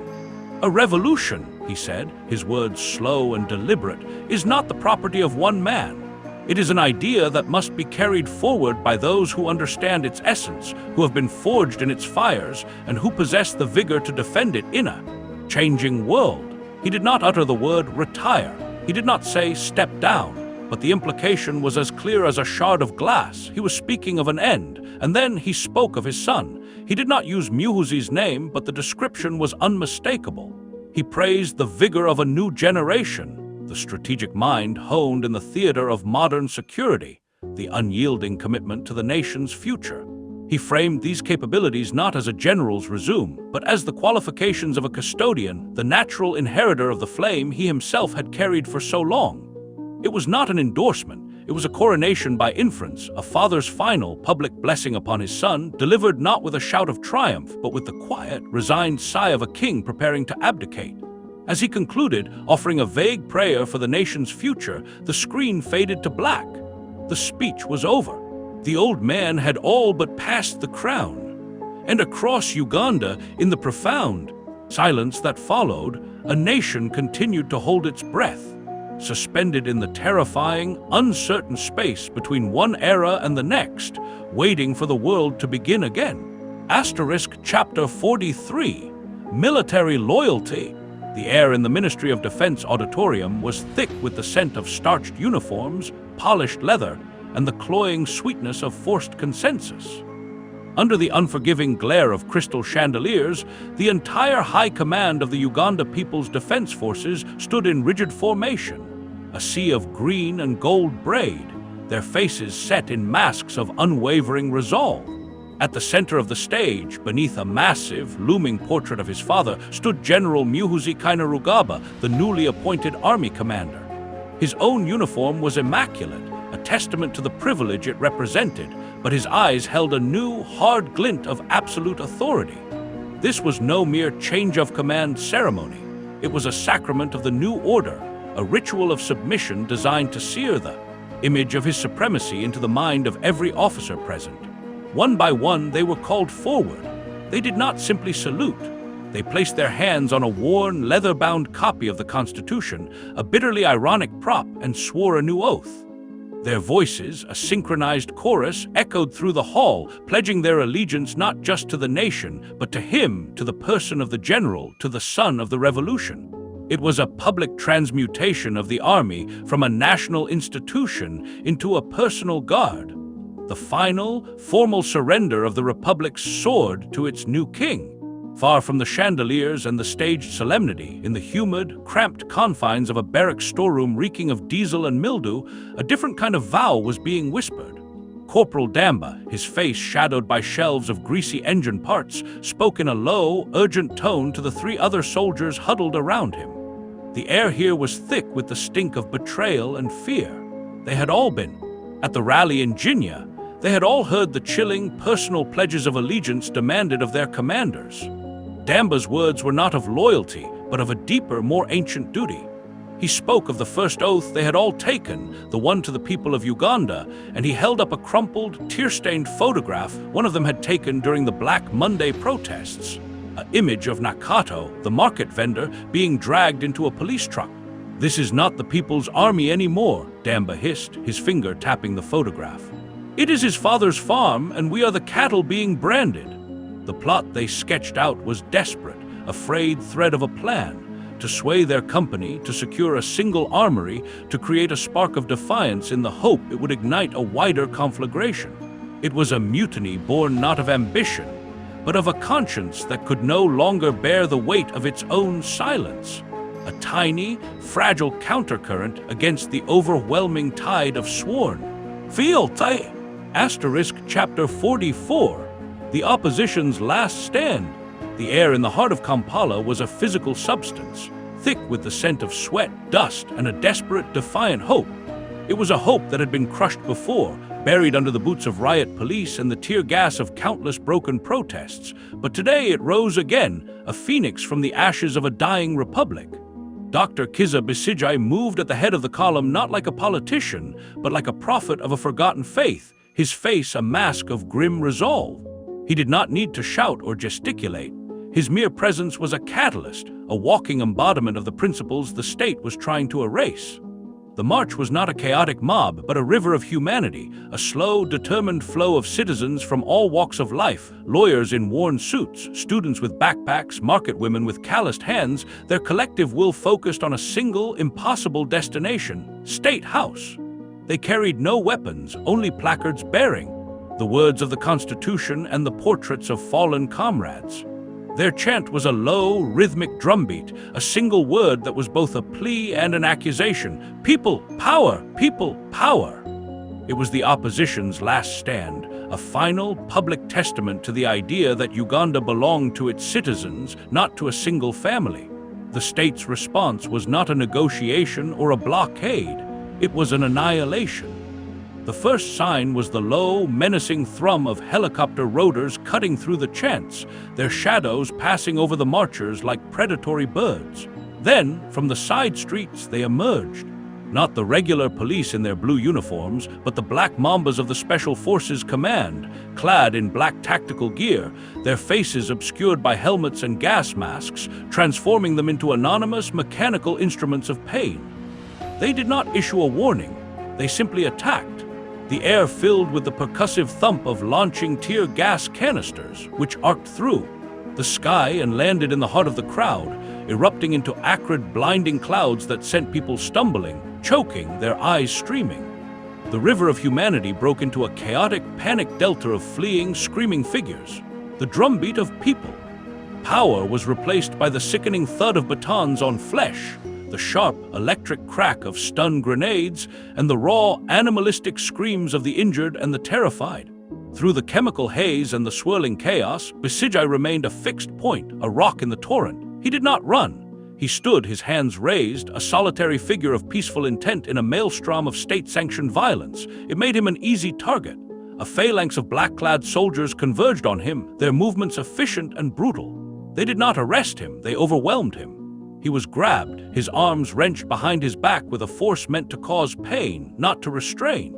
A hood was thrust over his head, plunging him into a sudden, suffocating darkness. He was lifted from his feet and carried, a limp, dignified form in the midst of the frenzy, and thrown into the back of an armored truck. The doors slammed shut, the sound of metallic tomb sealing the fate of the Republic's most persistent voice. His arrest was not a legal procedure. It was a ritual of domination, a public demonstration that the state would no longer tolerate even the symbol of opposition. As the truck sped away, sirens wailing, it left behind a scene of devastation. A street littered with lost shoes, broken placards, and the lingering, bitter stench of a dream crushed under the jackboot of a rising dynasty. The images, however, could not be contained. They bled out from smartphones and leaked past the state's firewalls, pixelated testaments to the brutality. They showed the unarmed marchers, the clouds of tear gas, the violent arrest of the opposition leader. They traveled across borders and oceans, landing on the desks of foreign ministries and the screens of international news networks. The condemnation was swift and universal. The United Nations Secretary-General issued a statement expressing profound alarm. The African Union, often hesitant to criticize its own, spoke of a grave and deeply worrying situation. The United States and the European Union announced immediate sanctions, freezing the assets of key security officials and halting all non-humanitarian aid. The international community, which had for years looked the other way, could no longer ignore the stark reality playing out in the streets of Kampala. The brutal force had secured the street, and the arrest had silenced the leader. But in doing so, it had sparked a fire of global condemnation that threatened to isolate the new regime before it had even formally begun, turning a domestic triumph into an international crisis. Asterisk Chapter 45. International pressure. The world's gaze, which had for months been a watchful, simmering presence on the periphery of Uganda's crisis, now focused into a burning, unforgiving lens. The damning footage of Besigye's violent arrest and the state's brutal suppression of the Black Monday March ricocheted across global news cycles, transforming a domestic political struggle into an international scandal. In the polished halls of the African Union headquarters in Addis Ababa and the towering glass fortress of the United Nations in New York, the pressure to act became untenable. The statements, when they came, were a study in diplomatic gravitas. The AU chairperson, his words measured but firm, issued a communiqué expressing profound concern and urging all parties to exercise maximum restraint and to engage in an inclusive national dialogue to resolve the political impasse.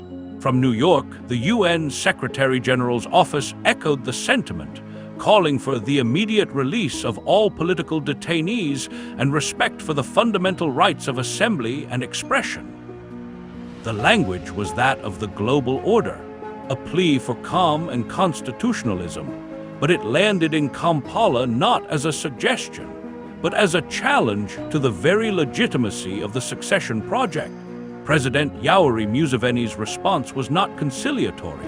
It was a roar of defiance from an old lion who had spent a lifetime defying what he saw as foreign masters. Seizing the state television airwaves for an impromptu address, he stood before the nation not as a chastened leader, but as a bristling nationalist. His face, a granite mask of indignation, filled the screen. He dismissed the AU and UN statements with a contemptuous wave of his hand, framing them as the latest chapter in a long history of Western-inspired interference aimed at destabilizing sovereign African nations. He spoke of neo-colonialists in suits who could not abide a strong, independent Uganda choosing its own path. His voice rose, thundering with the rhetoric of the Bush War, invoking the spirit of anti-imperialism that had once galvanized a continent. He accused the international bodies of hypocrisy, of turning a blind eye to the opposition's unconstitutional mob violence while lecturing a legitimately elected government on how to maintain order. The defiance was calculated, a performance of sovereignty designed to rally nationalist sentiment and paint his family's struggle not as a power grab, but as a patriotic stand against foreign imposition. He would not, he declared, be dictated to by anyone on who should lead Uganda. While his father manned the barricades against the West, General Muhoozi Kainerugaba embarked on a quieter, more pragmatic diplomatic offensive, his target not Europe or America, but Africa itself. From a secure communications center, he worked the phones, his tone a blend of fraternal warmth and strategic assurance. He spoke to presidents and military chiefs across the East African community and the wider continent, men who understood the complexities of power and the fragility of order. His message was one of regional solidarity and continuity. He assured them that Uganda would remain a reliable partner, a bastion of stability in a volatile region. He spoke of shared security challenges, from terrorism to cross-border crime, and promised that under his command, the UPDF would be an even more robust pillar of regional defense. He framed his ascent not as a disruption, but as the seamless continuation of a proven partnership. In these conversations, he was not the fiery populist of the Jinya rally, but the sober statesman-in-waiting, a man who understood the language of realpolitik and mutual interest. He was seeking African allies, building a wall of regional understanding to insulate his nascent regime from the gathering storm of Western condemnation, betting that on the continent, the logic of continuity and strongman stability would ultimately trump the principles of democratic succession. Chapter 46, The People's Verdict The numbers flickered across the screen. In the dimly lit data center, a silent, pulsing heart of the nation's divided soul. The private poll, commissioned by a consortium of nervous foreign investors and conducted through encrypted mobile surveys, painted a picture not of a country united or defeated, but of one torn cleanly down the middle. 47% of respondents expressed acceptance, even optimism, about the prospect of a Museveni dynasty, seeing in Muhoozi the energy for economic change and the guarantee of stability they craved after decades of his father's rule. 49% voiced a deep, resonant fear, forecasting only chaos, corruption, and the death of their democratic aspirations. The remaining 4% were silent, their uncertainty a void that seemed to swallow the nation's future whole. These were not just statistics. They were the quantifiable tremors of a national psyche at war with itself, a cold, digital verdict rendered in the shadow of the succession. The people were not a monolith of rebellion or adoration. They were a fractured mirror, each shard reflecting a different, terrifying version of what Uganda was about to become. The true, unfiltered pulse of this verdict, however, was not found in the sterile data streams of a server farm, but in the vibrant, chaotic crucible of Owino Market. Here, the debate was not conducted with mouse clicks, but with the thud of a hand on a wooden stall and the passionate intensity of those whose lives hung in the balance. Nakato's stall, once a simple kingdom of baskets and silverfish, had become an unofficial parliament of the people. The air, thick with the scent of dried fish and overripe fruit, was now also heavy with the heat of argument. A young motorcycle taxi driver, his helmet tucked under his arm, gestured wildly as he spoke of Muhoozi's promises of digital jobs and youth funds, his eyes alight with the hope of a future that had always been just out of reach. "He understands us. He speaks our language," he insisted, his voice cutting through the market's din. "This is our chance. The old men had their time." But from the other side of the stall, a grizzled, older teacher, his shirt patched and faded, shook his head, his expression a landscape of weary cynicism. He had seen promises come and go, revolutions curdle into regimes. He spoke not of the future, but of the past, of the blood spilled to ensure that no single family would ever own Uganda again. "You are trading your birthright for a plate of lentils," he said, his voice low and gravelly. "This stability he offers is the stability of the grave. Once this door is opened, it will never close. Your children and your children's children will bow to this name." The debate swirled around Nakato, a microcosm of the national schism. Some vendors, their livelihoods dependent on the uninterrupted flow of goods and currency, argued for accepting the dynasty as the price of peace. Others, who remembered the cost of previous conflicts, saw only the storm clouds. gathering, fearing the chaos of a contested transition more than the quiet suffocation of a hereditary state. Nakato listened, her hands never still, her eyes missing nothing. She heard the hope and the fear, the ambition and the despair, and in their cacophony she heard the true, fractured voice of her nation. A people poised on a knife's edge, some ready to embrace a new king, others trembling at the death of their republic, all of them waiting for the other shoe to drop. Chapter 47. Muhoozi's Ascension. The air in the cavernous party conference hall was a palpable entity, thick with the scent of ambition, expensive cologne, and the cloying sweetness of a victory foretold. Banners bearing the face of Lieutenant General Muhoozi Kainerugaba hung from every available surface, their vibrant colors a stark contrast to the aging, weathered faces of the party faithful who filled the rows of seats.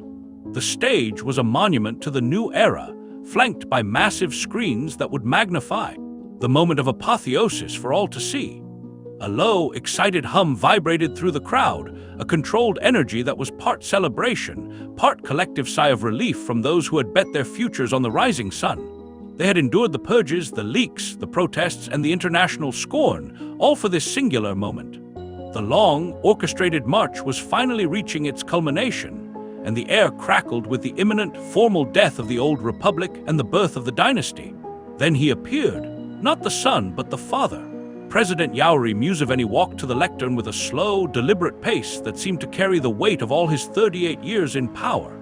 The crowd rose in a roaring, unified wave of adulation, but his face, projected in giant high definition, was not that of a triumphant leader.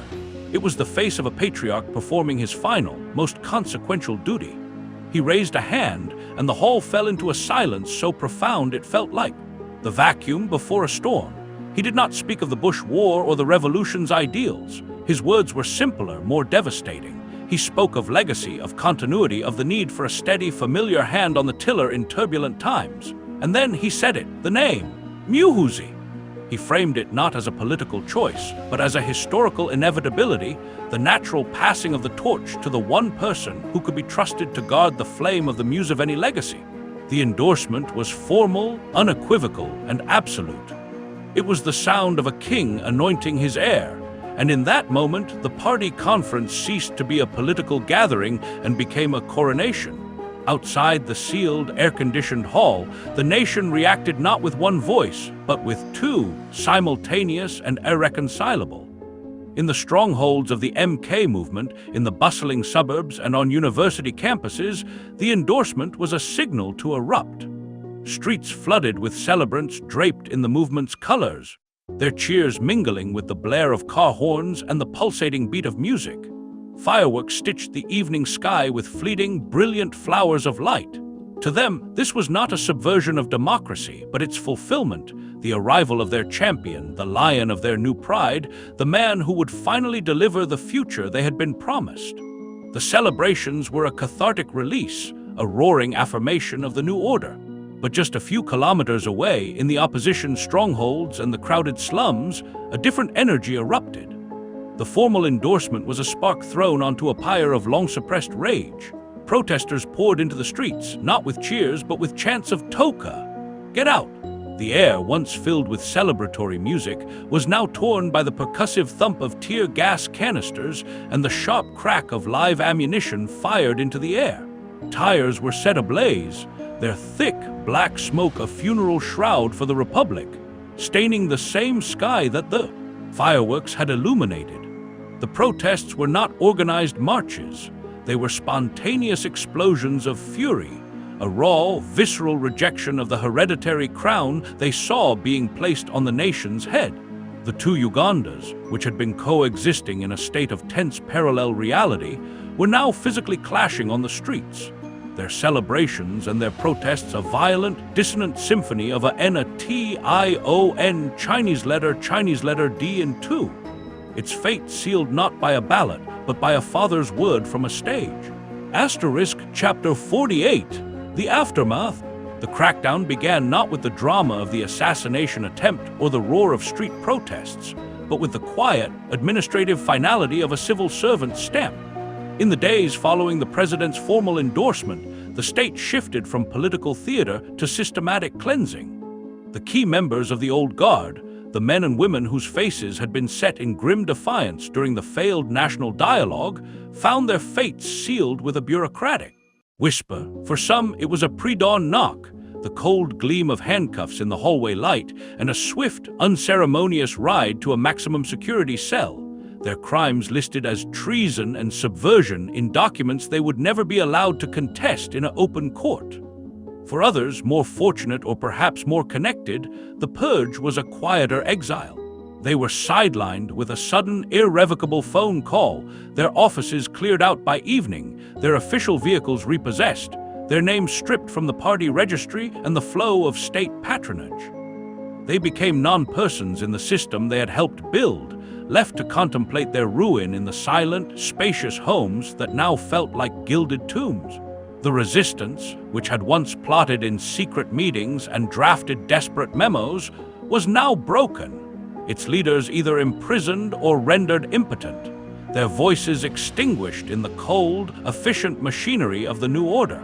As the political purge solidified the general's grip, the nation's economic vitals began to flatline.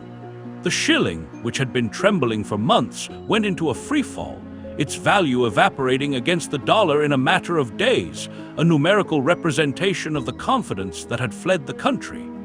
The capital flight warned of by the central bank governor became a torrent, a silent hemorrhage of wealth that left the markets anemic and gasping. In Uino Market, the vibrant, chaotic heart of the city, the consequences were immediate and brutal. The price of a kilo of sugar or a jerry can of paraffin became a moving target, rising between sunrise and noon. Nakato, back at her stall after her brief, terrifying detention, watched her customers' faces grow longer, their purchases smaller, their haggling more desperate. The silverfish in her basket seemed to mock her. Fewer and fewer could afford even this basic sustenance. The air, once thick with the promise of commerce, was now heavy with the scent of decay and a collective, unspoken anxiety. The economic dip was not a statistic on a chart. It was the empty space in a child's bowl, the unpaid school fee, the silent dread that filled the space where hope used to be. Yet, from the epicenter of this gathering storm, a new voice promised calm. In his first major address as the de facto leader, General Muhoozi Kainerugaba stood before a carefully selected audience of business leaders and foreign diplomats, his image broadcast across the state-controlled airwaves. He acknowledged the temporary economic headwinds with the cool detachment of a pilot navigating turbulence, his tone designed to project unshakable control. Then came the promises, delivered not with the fiery populism of his rallies, but with the measured language of a reformer. He spoke of a new economic compact, of slashing the bureaucratic red tape that strangled business, of creating a digital single market to empower Ugandan entrepreneurs. He vowed to root out the vestiges of corruption and to launch a youth innovation fund that would unleash the nation's potential. The reforms were a glittering package, a vision of a sleek, efficient, and prosperous Uganda rising from the ashes of the current crisis. But to the vendors in Uino Market and the farmers in the villages, watching on flickering screens in dimly lit rooms, the promises felt distant, the words of a prince who had inherited a kingdom in crisis, vowing to fix from on high the very problems his ascent had created. The aftermath was a nation suspended between the grim reality of a purged present and the uncertain promise of a reformed future, its people holding their breath, waiting to see if the new lion could truly tame the economic storm, or if he was merely its most powerful and protected passenger. Chapter 49, A New Era. The stage was a monument to the future, a sweeping arc of polished steel and shimmering glass, backlit by a vast digital screen that pulsed with the cool blue light of a circuit board. Before it, a sea of faces stared upward, their expressions a mixture of awe, hope, and weary skepticism, bathed in the manufactured glow of a new dawn. General Muhoozi Kainerugaba stood at the center of this technological altar, no longer in the military fatigues of the barracks or the populist's simple shirt, but in a sharply tailored, modern suit that spoke of boardrooms and global summits. This was his inaugural-style address, not to a political party, but to the nation and the watching world, a carefully choreographed unveiling of his vision. His voice, amplified to a resonant boom, did not speak of Bush war ghosts or revolutionary sacrifice. It spoke of bandwidth and blockchain, of fiber optic cables snaking across the nation like digital arteries, of a Uganda leaping from the red dust of the past into the boundless, luminous realm of the cloud. He painted a picture of a Silicon Savannah, where every child with a smartphone would be a potential entrepreneur, where government services would flow with the seamless efficiency of an app, where agriculture would be revolutionized by drones and data. It was a siren song of progress, a promise to catapult a nation mired in political antiquity into the vanguard of the 21st century, all under the guiding hand of its new, digitally native leader. Yet, for those who had listened for decades, who had the old speeches etched into their memory, there was a disquieting sense of déjà vu. The grand infrastructure projects, the roads, the power dams, the promise of universal internet access, were the same pillars his father had used to build his own legend. The language had simply been updated, the economic transformation of the past rebranded as a digital revolution. The anti-corruption drive, a perennial promise that had grown as stale as old bread, was now framed as a transparency algorithm that would root out graft. The youth funds and job creation schemes were the same populist pledges, now delivered not from a dusty rally ground, but through the sleek medium of a teleprompter and a holographic display. The critics, watching from their studies and newsrooms, noted the recycled policies with a grim sense of inevitability. The vessel was new, polished to a high-tech sheen, but the cargo was familiar. A top-down, state-driven vision of development where power was centralized, and progress was a gift bestowed by the ruler upon the ruled. The new era, he proclaimed, sounded, to the discerning ear, like a masterful remix of the old one, with a fresh, digital beat laid over the same, unchanging melody of control. The true tension of the moment, therefore, lay not in the vision itself, but in the chasm between its dazzling presentation and its recycled core. For the young and the hopeful, the digital utopia was a compelling fantasy, a reason to believe that the bitter political struggle had been worth it, that the dynasty would deliver a payoff that justified its controversial birth. They saw a leader who understood their world, who spoke the language of the internet, and who promised to make them citizens of the globe. But for the weary, the cynical, and the purged, the speech was a masterpiece of political ventriloquism, the old guard's policies emerging from the mouth of their heir.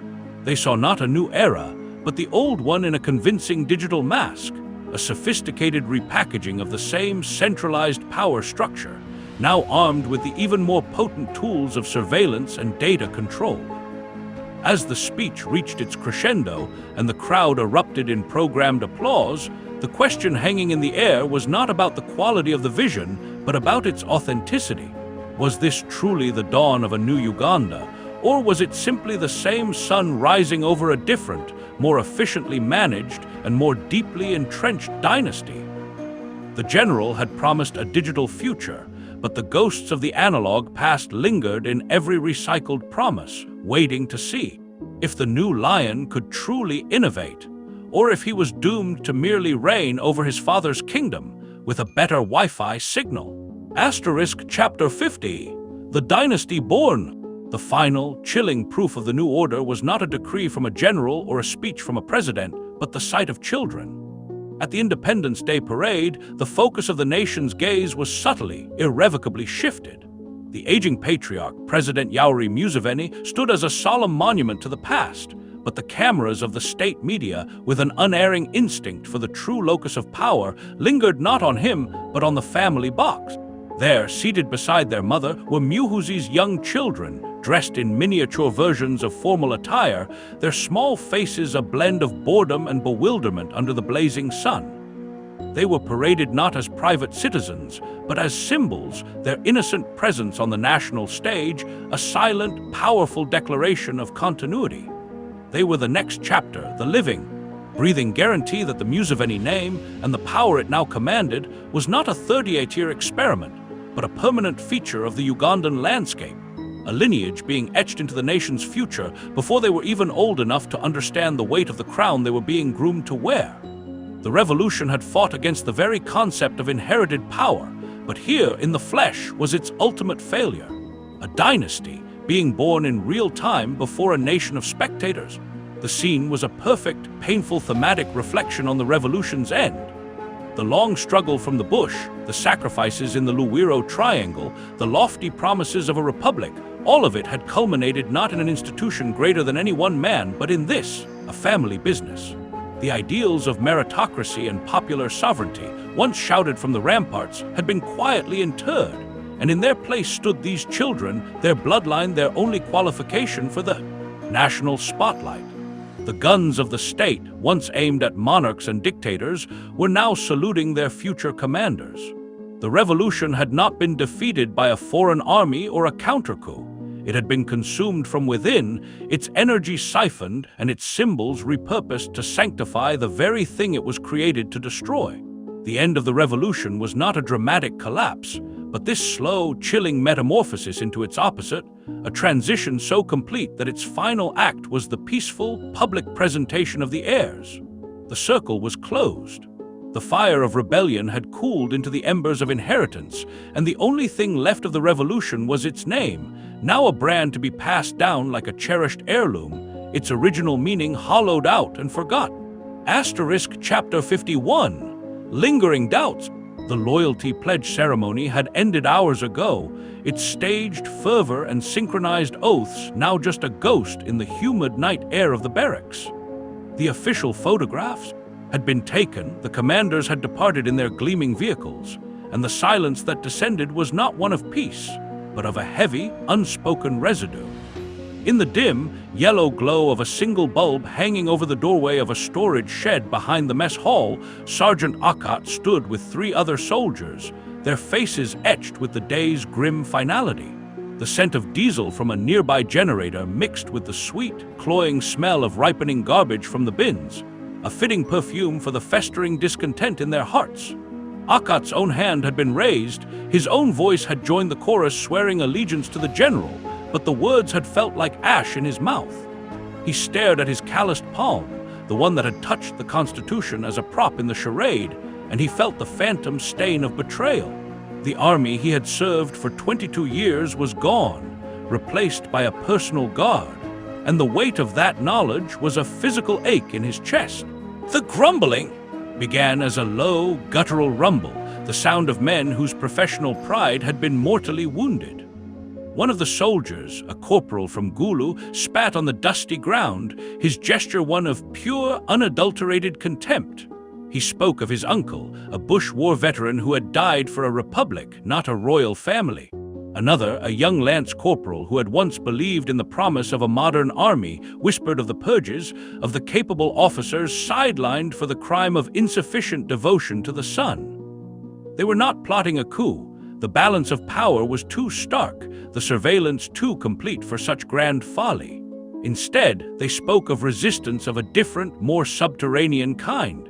Akat, his voice barely a whisper, proposed the formation of a silent network, a web of trusted men across different barracks who would share information, who would slow-walk orders that seemed particularly egregious, who would offer safe passage or a warning to those targeted by the new regime's paranoia. It was a plan for an underground, a ghost in the machine of the state, a way to preserve the ember of their original oath to the people, even as they were forced to publicly swear a new one to the king. As they dispersed into the shadows, one by one, slipping back into the roles of obedient soldiers, the plan took its first fragile breath. It was a network built on glances and handshakes, on phrases buried in casual conversation, on the unshakable bond of a shared secret shame. They were not heroes, they were pragmatists, men who knew they could not stop the dynasty's march, but were determined to lay subtle traps and dig hidden trenches in its path. Their resistance would be measured not in battles won, but in orders delayed, in warnings whispered, in the quiet, stubborn preservation of a memory. The memory of an army that once belonged to a nation, not a name. The lingering doubts of the barracks would not erupt in a glorious mutiny. They would seep into the foundations of the new state like groundwater. A silent, patient and corrosive force waiting for a crack to appear in the gleaming facade of the dynasty. Asterisk Chapter 52. The purge completes. The final, chilling efficiency of the new regime was not measured in dramatic arrests or public spectacles, but in the quiet, bureaucratic sterility of a terminated employment contract. The purge, which had begun with the thunderclap of General Sejusa's retirement and escalated through midnight raids and political sidelinings, now entered its last, administrative phase. In the labyrinthine offices of the civil service, the air, usually thick with the dust of forgotten files and the slow pace of government work, grew cold with a new kind of fear. The emails arrived in inboxes just after 9 a.m., their subject lines bland and unthreatening. Notice of contract review. The text within was a masterpiece of impersonal language, citing organizational restructuring and strategic realignment of human resources. But every civil servant who received one knew its true meaning. They were the remaining critics, the quiet skeptics who had voiced concerns in staff meetings, the career bureaucrats who had resisted political directives, the men and women whose loyalty was to the institution of the state, not to the family that now owned it. Their security passes were deactivated by lunchtime. Their personal effects were boxed and waiting for them at the front desk by the afternoon. They were ushered out of the buildings not by soldiers, but by grim-faced junior staff from the Ministry of Public Service, the entire process designed to be as bloodless and humiliating as possible. A final demonstration that dissent in any form was now a terminal condition. The machinery of the state had been scrubbed clean, its gears now meshing perfectly with the engine of the dynasty. From the shadows of her ever-shifting network of safe houses, Sarah Bayrete pressed send. The act was a culmination of months of hunted existence, of living on the edge of panic, of communicating through encrypted channels and trusting faces that could betray her at any moment. Her exposé did not land with a single dramatic publication. It bloomed across the internet like a ghost orchid, appearing simultaneously on a dozen anonymized blogs and file-sharing sites, its contents too damning to be contained. It was not a polemic or a call to arms. It was a forensic audit of the succession. She laid out, with the cold precision of an accountant, the financial trails linking shell companies to the MK movement's troll farms. She published the internal memos detailing the staged media coverage of Operation Shield. She connected the dots between the Chinese resource deals and the subsequent diplomatic backing, providing the documentary evidence that the secret alliance was not a rumor, but a fire sale of national sovereignty. Her work was the missing puzzle piece, the corroborating evidence that gave shape and substance to every leaked recording and anonymous accusation. It was the truth, meticulously gathered and courageously published, a final, blazing testament to a free press that refused to be entirely extinguished, even from the depths of its own grave. The reaction from the state was a silent, digital scream of fury. Within an hour of publication, the websites hosting the exposé were systematically attacked, their servers overwhelmed by government-directed DDoS attacks until they collapsed into error messages. A warrant for Sarah Bayrete's arrest on charges of cyber-terrorism and disseminating harmful propaganda was broadcast on every state-owned media outlet. Her photograph, a grainy image from her university days, plastered across television screens as an enemy of the state. Roadblocks sprang up on major routes out of the city, and security forces began raiding the homes and offices of her known associates. But she was a ghost, her location unknown, her voice amplified by the very act of trying to silence it. The purge of the civil service had been a quiet, administrative death for the Republic's institutions. Sarah Bayrete's exposé, published from hiding, was its defiant, posthumous roar, a promise that even as the dynasty completed its conquest, the memory of what had been lost would not be so easily erased. Asterisk Chapter 53. Economic shifts. The promise of prosperity was the new regime's most potent currency, a glittering lure cast into the stagnant waters of a nervous nation. From a stage draped in the national colors and flanked by banners proclaiming youth innovation, national transformation, General Muhoozi Kainerugaba launched the ambitious MK Youth Venture Fund. His voice, amplified to a commanding boom, painted a future where the energy of Uganda's young population would be harnessed not for political protest, but for entrepreneurial triumph. He spoke of billions of shillings being made available for tech startups, agricultural cooperatives, and small-scale manufacturing, a tidal wave of state capital designed to create a generation of business owners loyal not just to an idea, but to the patron who had unlocked their potential. The air in the conference hall crackled with a desperate hope, the sound of a drowning nation grasping at the lifeline of economic opportunity, its strings held firmly in the hand of the general. Yet, even as the first application portals went live, a different, more insidious narrative began to circulate through the back channels of power and the encrypted chat groups of the disillusioned. The allegations of corruption were not shouted from the rooftops, but whispered in the hushed corners of private clubs and the crowded anonymity of bus parks. They spoke of a labyrinthine application process designed not to find the most promising ideas, but the most well-connected applicant. Whispers named cousins of ministers and sons of generals as the fund's first winners. Their business plans little more than fictional fronts for the systematic funneling of public money into private, loyalist pockets. The venture fund, touted as the engine of a new economy, was being perceived as the latest, most sophisticated instrument of patronage, a mechanism to buy the silence of the youth by enriching a select few at the expense of the many. This perception, whether fully true or dangerously partial, began to poison the well of business confidence. In the polished boardrooms of Kampala's industrial area, executives who had hoped for stability now confronted a new kind of uncertainty. The old rules of patronage, while corrupt, had been predictable. This new system, with its veneer of modern economic policy masking the same old clan-based favoritism, felt more volatile, more opaque. International partners, already spooked by the political drama, sent cautious emails asking for clarification on the fund's governance structures. Local investment committees, meeting behind closed doors, decided to pause expansion plans, their minutes noting the prevailing atmosphere of economic unpredictability. The confidence that Muhoozi had promised to restore was wavering, not collapsing in a dramatic crash, but seeping away like air from a slow puncture, leaving the economy listing, caught between the glittering promise of a digital future and the grim, familiar reality of a state captured by the interests of a few.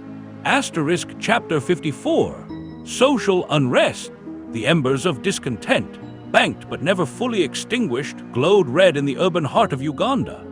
They were not the organized fires of political opposition, which had been systematically doused with tear gas and batons, but the sporadic, desperate sparks of a generation with nothing left to lose. In the sprawling slums of Biways and the cramped student hostels of Wandajaya, the frustration had curdled into a restless, simmering energy. The trigger was rarely political ideology. It was the gnawing emptiness of a stomach, the silent mockery of a university degree that had promised a future and delivered only a life of idle waiting. Unemployment was the dry tinder, and the sight of a sleek, black government SUV gliding past a queue of young men hoping for a day's casual labor was the match. A thrown stone would arc through the air, a primal, wordless scream against the immovable wall of the state. It would be followed by another, and then the guttural roar of a crowd materializing from the alleyways, their anger a brief, chaotic inferno of overturned kiosks and burning tires before the inevitable, brutal response. The state's reaction, however, had undergone a subtle but significant shift. The orders that trickled down from the general's office to the commanders in the field were not for maximum force, but for calculated leniency. Muhoozi, now the undisputed center of power, understood that goodwill could not be batoned into existence. The raw, consolidating phase was over. The dynasty was a fact. Now came the more delicate work of building its popular foundation, of transforming fear into acceptance, and acceptance perhaps one day into legitimacy. When a protest erupted in a market square, the police were instructed to contain, not to crush. Arrests were made, but the detainees were often released after a few days with a warning, rather than facing the years of detention without trial that had been the hallmark of the past. The message was carefully crafted. The new regime was strong enough to be merciful. It was a political calculation, a cold-blooded investment in public perception, an attempt to drain the swamp of popular resentment by offering a hand instead of a fist. Yet in the narrow, shadowed streets where the protests bloomed and died, this new strategy was met with a complex, wary confusion.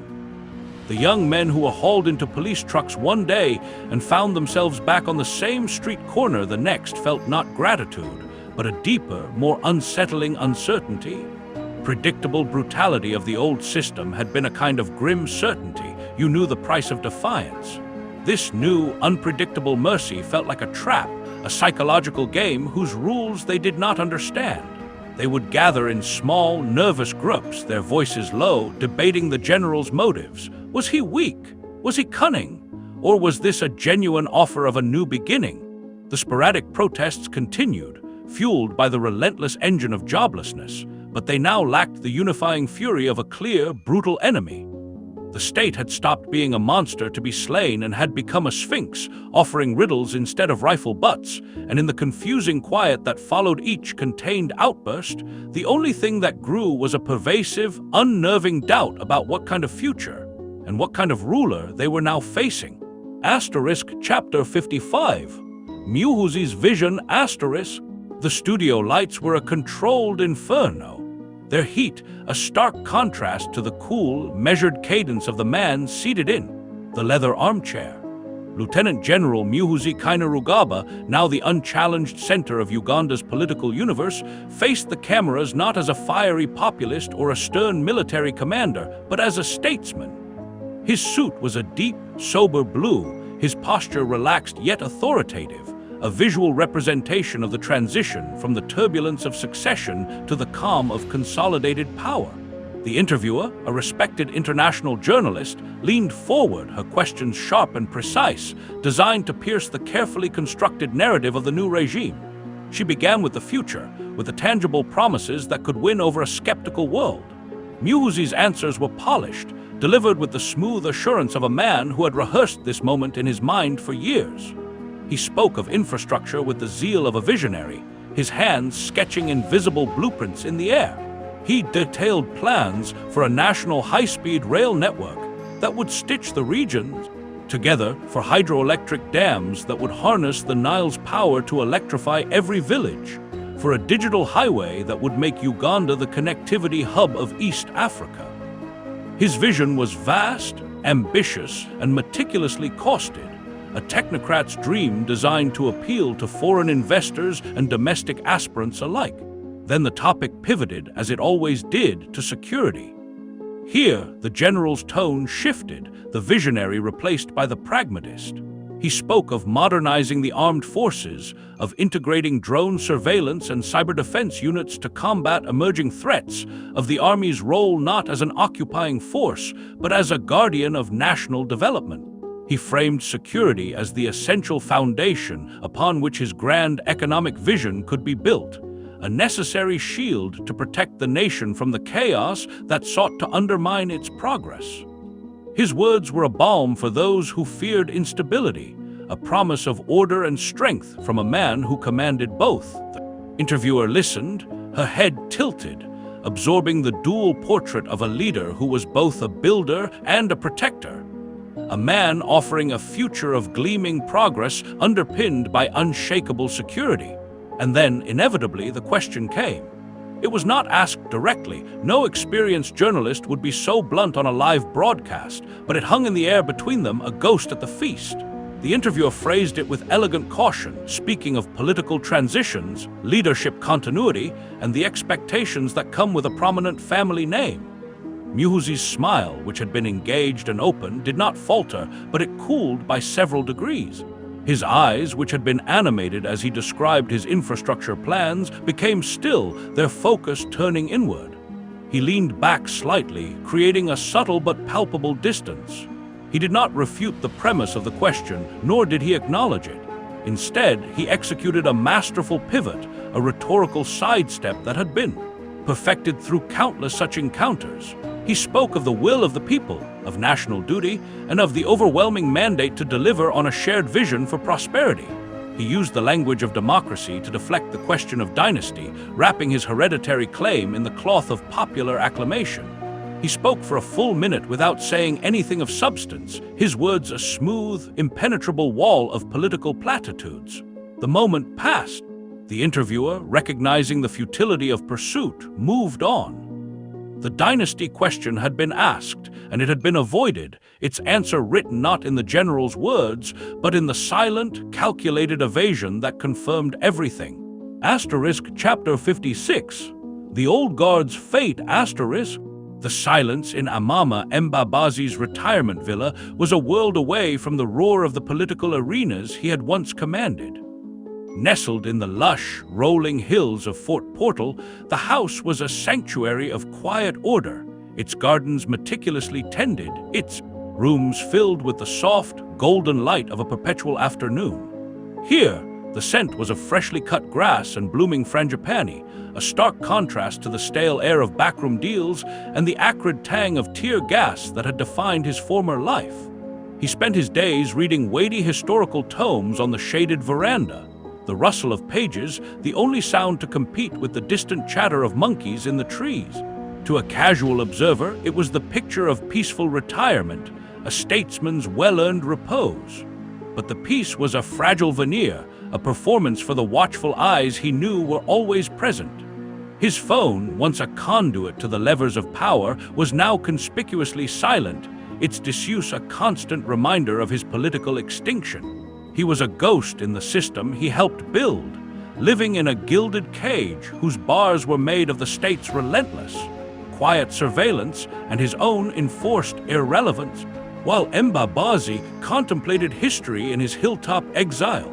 Others from the Old Guard faced a more immediate and brutal reckoning.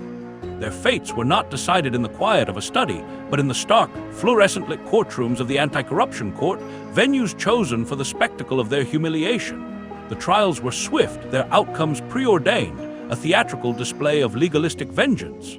Men who had once shaped national policy now stood in the dock, their suits looking suddenly shabby under the harsh lights, their faces aged a decade in as many months. The evidence presented was often flimsy, a patchwork of decades-old financial records and the testimony of suddenly cooperative junior officers, but its purpose was not to prove guilt beyond a reasonable doubt, it was to demonstrate power. The sentences were harsh, a message carved into the penal code for all to see. Resistance to the dynasty was a crime with a long memory and a heavy price. As the gavel fell, sealing their fates not in a prison of ideas, but in one of concrete and steel, the revolution's founding generation was systematically erased, their legacy rewritten as a cautionary tale of treason. The visit was unannounced, a single black SUV winding its way up the red dirt track to Mbabazi's villa, its arrival stirring the dust and the dormant memories of a shared past. President Yoweri Museveni emerged alone, without his usual phalanx of guards, a solitary figure in a simple short-sleeved shirt. The two old comrades stood on the veranda, the years and the unspoken chasm between them vast and deep. Museveni did not speak of politics or power. He spoke of the past, of the bush, of shared hardships and fallen friends. His voice was softer than Mbabazi remembered, laced with a weariness that seemed to emanate from his very bones. He offered reconciliation, not as a president to a subject, but as one old soldier to another. It was a plea for a truce, for a quiet end to the war, for Mbabazi to accept a comfortable obscurity and allow the new history to be written without his dissent. The offer was a form of absolution, but it came at the cost of Mbabazi's own truth, his own version of the revolution. He listened, his face impassive, his gaze fixed on the verdant valley below. He gave no answer, only a slow, thoughtful nod. The reconciliation was not an embrace, but a surrender accepted in silence, the final, quiet entombment of the old guard's resistance under the weight of a father's weary plea and a son's unassailable throne. Chapter 57. Museveni's Legacy. The scratch of the fountain pen was the only sound in the cavernous, book-lined study, a solitary counterpoint to the profound silence that had settled over State House. Yoweri Museveni sat at his vast mahogany desk, the polished surface clear but for a single leather-bound journal and a pot of black ink. The air smelled of old paper, dust, and the faint, lingering scent of the cattle farm he now visited only in memory. He was an old lion in a den of ghosts, and the task he had set for himself was to summon them, to pin them to the page before they faded entirely. He was writing his memoirs, not for the public, not yet, but for the judgment of a history he could no longer control. His hand, once so steady on the trigger of a rifle and the helm of a nation, now trembled slightly as it moved across the pristine paper, each word a justification, a defense, a plea for understanding addressed to a future that would be shaped by his son. He wrote of choices. He justified the long years, the entrenched power, the gradual erosion of the very democratic spaces he had once fought to create.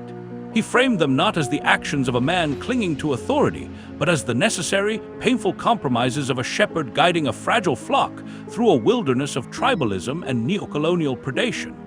He wrote of stability as the highest virtue, a precious, hard-won commodity that had required the sacrifice of purer ideals. He defended the purges, the sidelined comrades, the constitutional amendments, painting them as surgical strikes against the cancer of chaos, the only way to preserve the body of the nation so that it could one day be healed. He argued that the revolution had to be protected from itself, from the short-sightedness of politicians and the naivety of those who did not understand the cold, hard realities of power. Every sentence was a brick in the wall of his legacy, a meticulous construction designed to prove that every autocratic turn, every silenced voice, every bent rule had been in the service of a greater, enduring Uganda. He was not writing an apology. He was building a monument to his own necessity. Then in the deep, silent heart of the night, the pen stilled. The carefully constructed narrative of the statesman crumbled, and for a single, unguarded moment, the father stood exposed. His gaze drifted from the page to a window overlooking the darkened city, its lights twinkling like a bed of distant, indifferent stars. The weight of the future, the true, terrifying burden of what he had set in motion, descended upon him with the force of a physical blow. He thought of Muhoozi not as the general, the heir, the lion of the new pride, but as his son, the boy he had taught to ride, the young man whose ambition he had nurtured and now feared. In a moment of stunning, private candor, his shoulders slumped. The ink-stained fingers of his right hand came up to press against his tired eyes. He admitted it then, not on the page, but to the silent, judging night. A fear, cold and sharp as a shard of ice, lodged itself in his heart. He had built a nation, but in securing his legacy, he feared he had bequeathed it a curse. He had created a dynasty to ensure stability, but staring into the abyss of the future, he saw only the specter of a prolonged, silent war, a nation forever divided by his name, and the terrifying possibility that the son, upon whose shoulders he had placed everything, might not be strong enough to bear the weight of the father's dream, or cunning enough to navigate the labyrinth of his father's sins. Asterisk chapter 58. The silent war continues. Asterisk. The silence was the most deceptive part. On the surface, Uganda had achieved a brittle manufactured calm.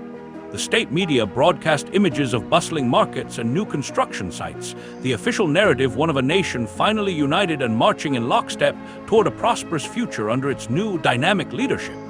The roar of protests had been subdued, the defiant voices of the opposition either imprisoned, exiled, or coerced into a sullen, public quiet. The old guard's resistance had been broken, its leaders scattered to remote villages, foreign capitals, or the cold, anonymous cells of maximum security prisons.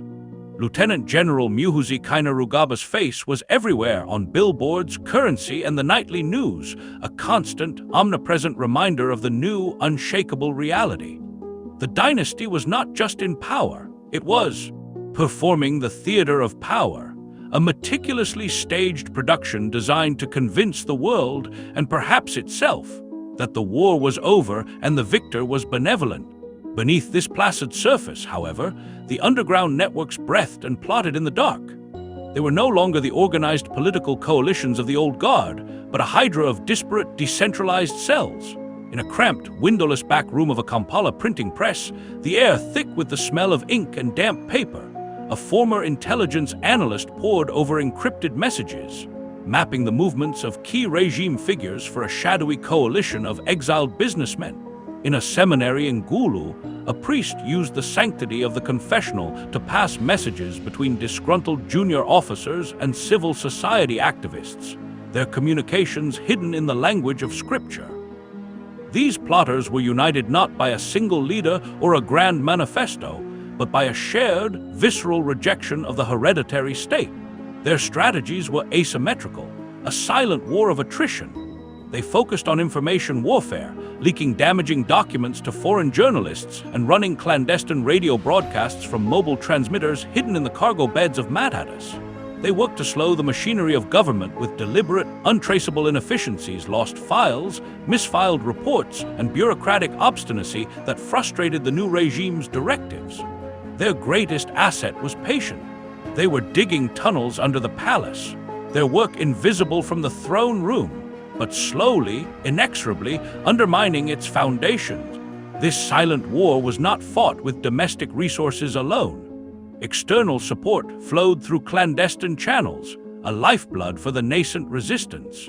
Funds from diasporic communities in Europe and North America were funneled through shell companies and cryptocurrency wallets, paying for secure communication technology and legal support for political prisoners.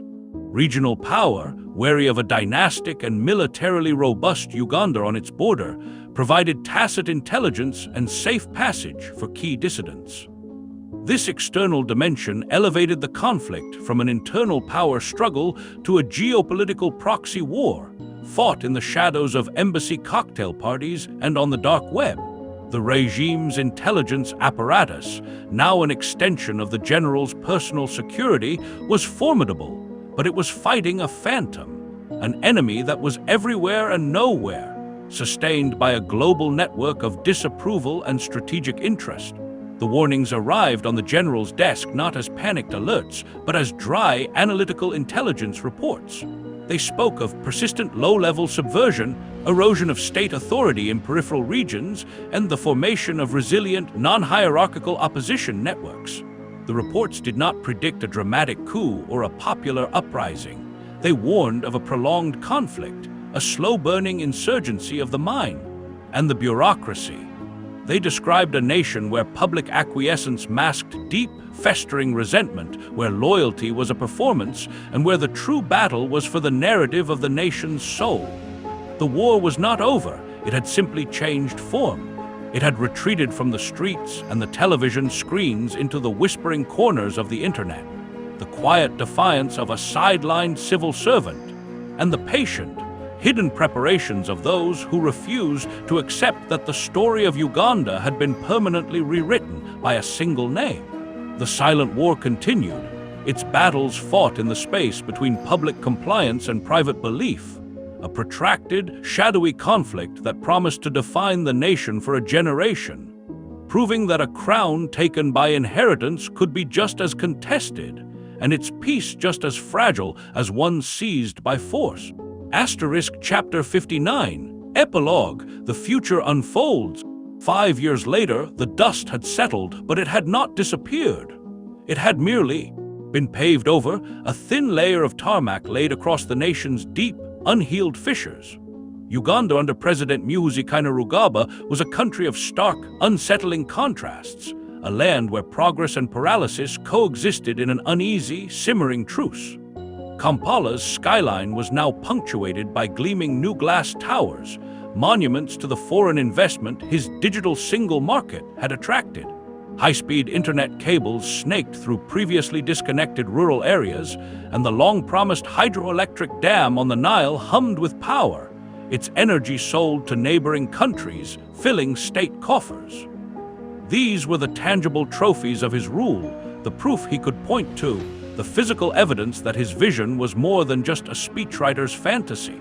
The state media, a perfectly tuned instrument of the state, broadcast these achievements on a loop, a relentless narrative of a nation reborn, modernized, and finally realizing its potential under the steady, tech-savvy hand of its new leader. The surface was smooth, polished, and relentlessly optimistic, yet beneath this gleaming veneer, the old ailments festered.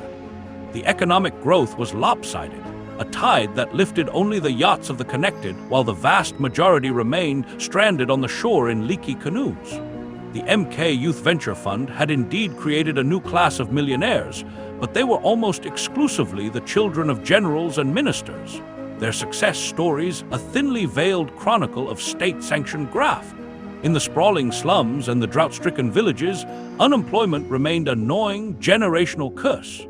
The grand infrastructure projects were impressive on satellite images, but the roads leading to them were still potholed, and the hospitals they passed remained understaffed and under-equipped. The purge of the civil service had created a bureaucracy of yes men, its efficiency crippled by a culture of fear and sycophancy that stifled innovation and entrenched corruption at every level. The progress was real, but it was a Potemkin progress, a brilliant facade hiding a hollowed-out core. This dissonance bred a new generation, one too young to remember the bitter heat of the Succession War, but old enough to inherit its cold, silent aftermath. In the lecture halls of Makara, students who had been children during the Black Monday protests now debated their professors not about political theory, but about practical ethics. They questioned the price of the silence that had been purchased with their future. They saw the gleaming tech hubs and the new roads, but they also saw the ghost of the Constitution, the abandoned principle that power should be earned, not inherited. They moved in a digital world the general had promised them, but they used its tools to access the banned blogs and encrypted histories that told a different story. The story of Sarah Byrit's exposés, of the leaked recordings, of the violent arrests. They lived in the stability he had guaranteed, but they whispered in the shadows, wondering if the quiet they enjoyed was the peace of a nation content or the silence of a grave. They were the children of the dynasty, and their inheritance was a single, haunting question. Was the silence, the traded dream of a republic for the reality of a managed state, truly worth the price? The future had unfolded, but its final chapter remained unwritten. Its ultimate fate left trembling in the balance, waiting for this new, questioning generation to find its voice and decide.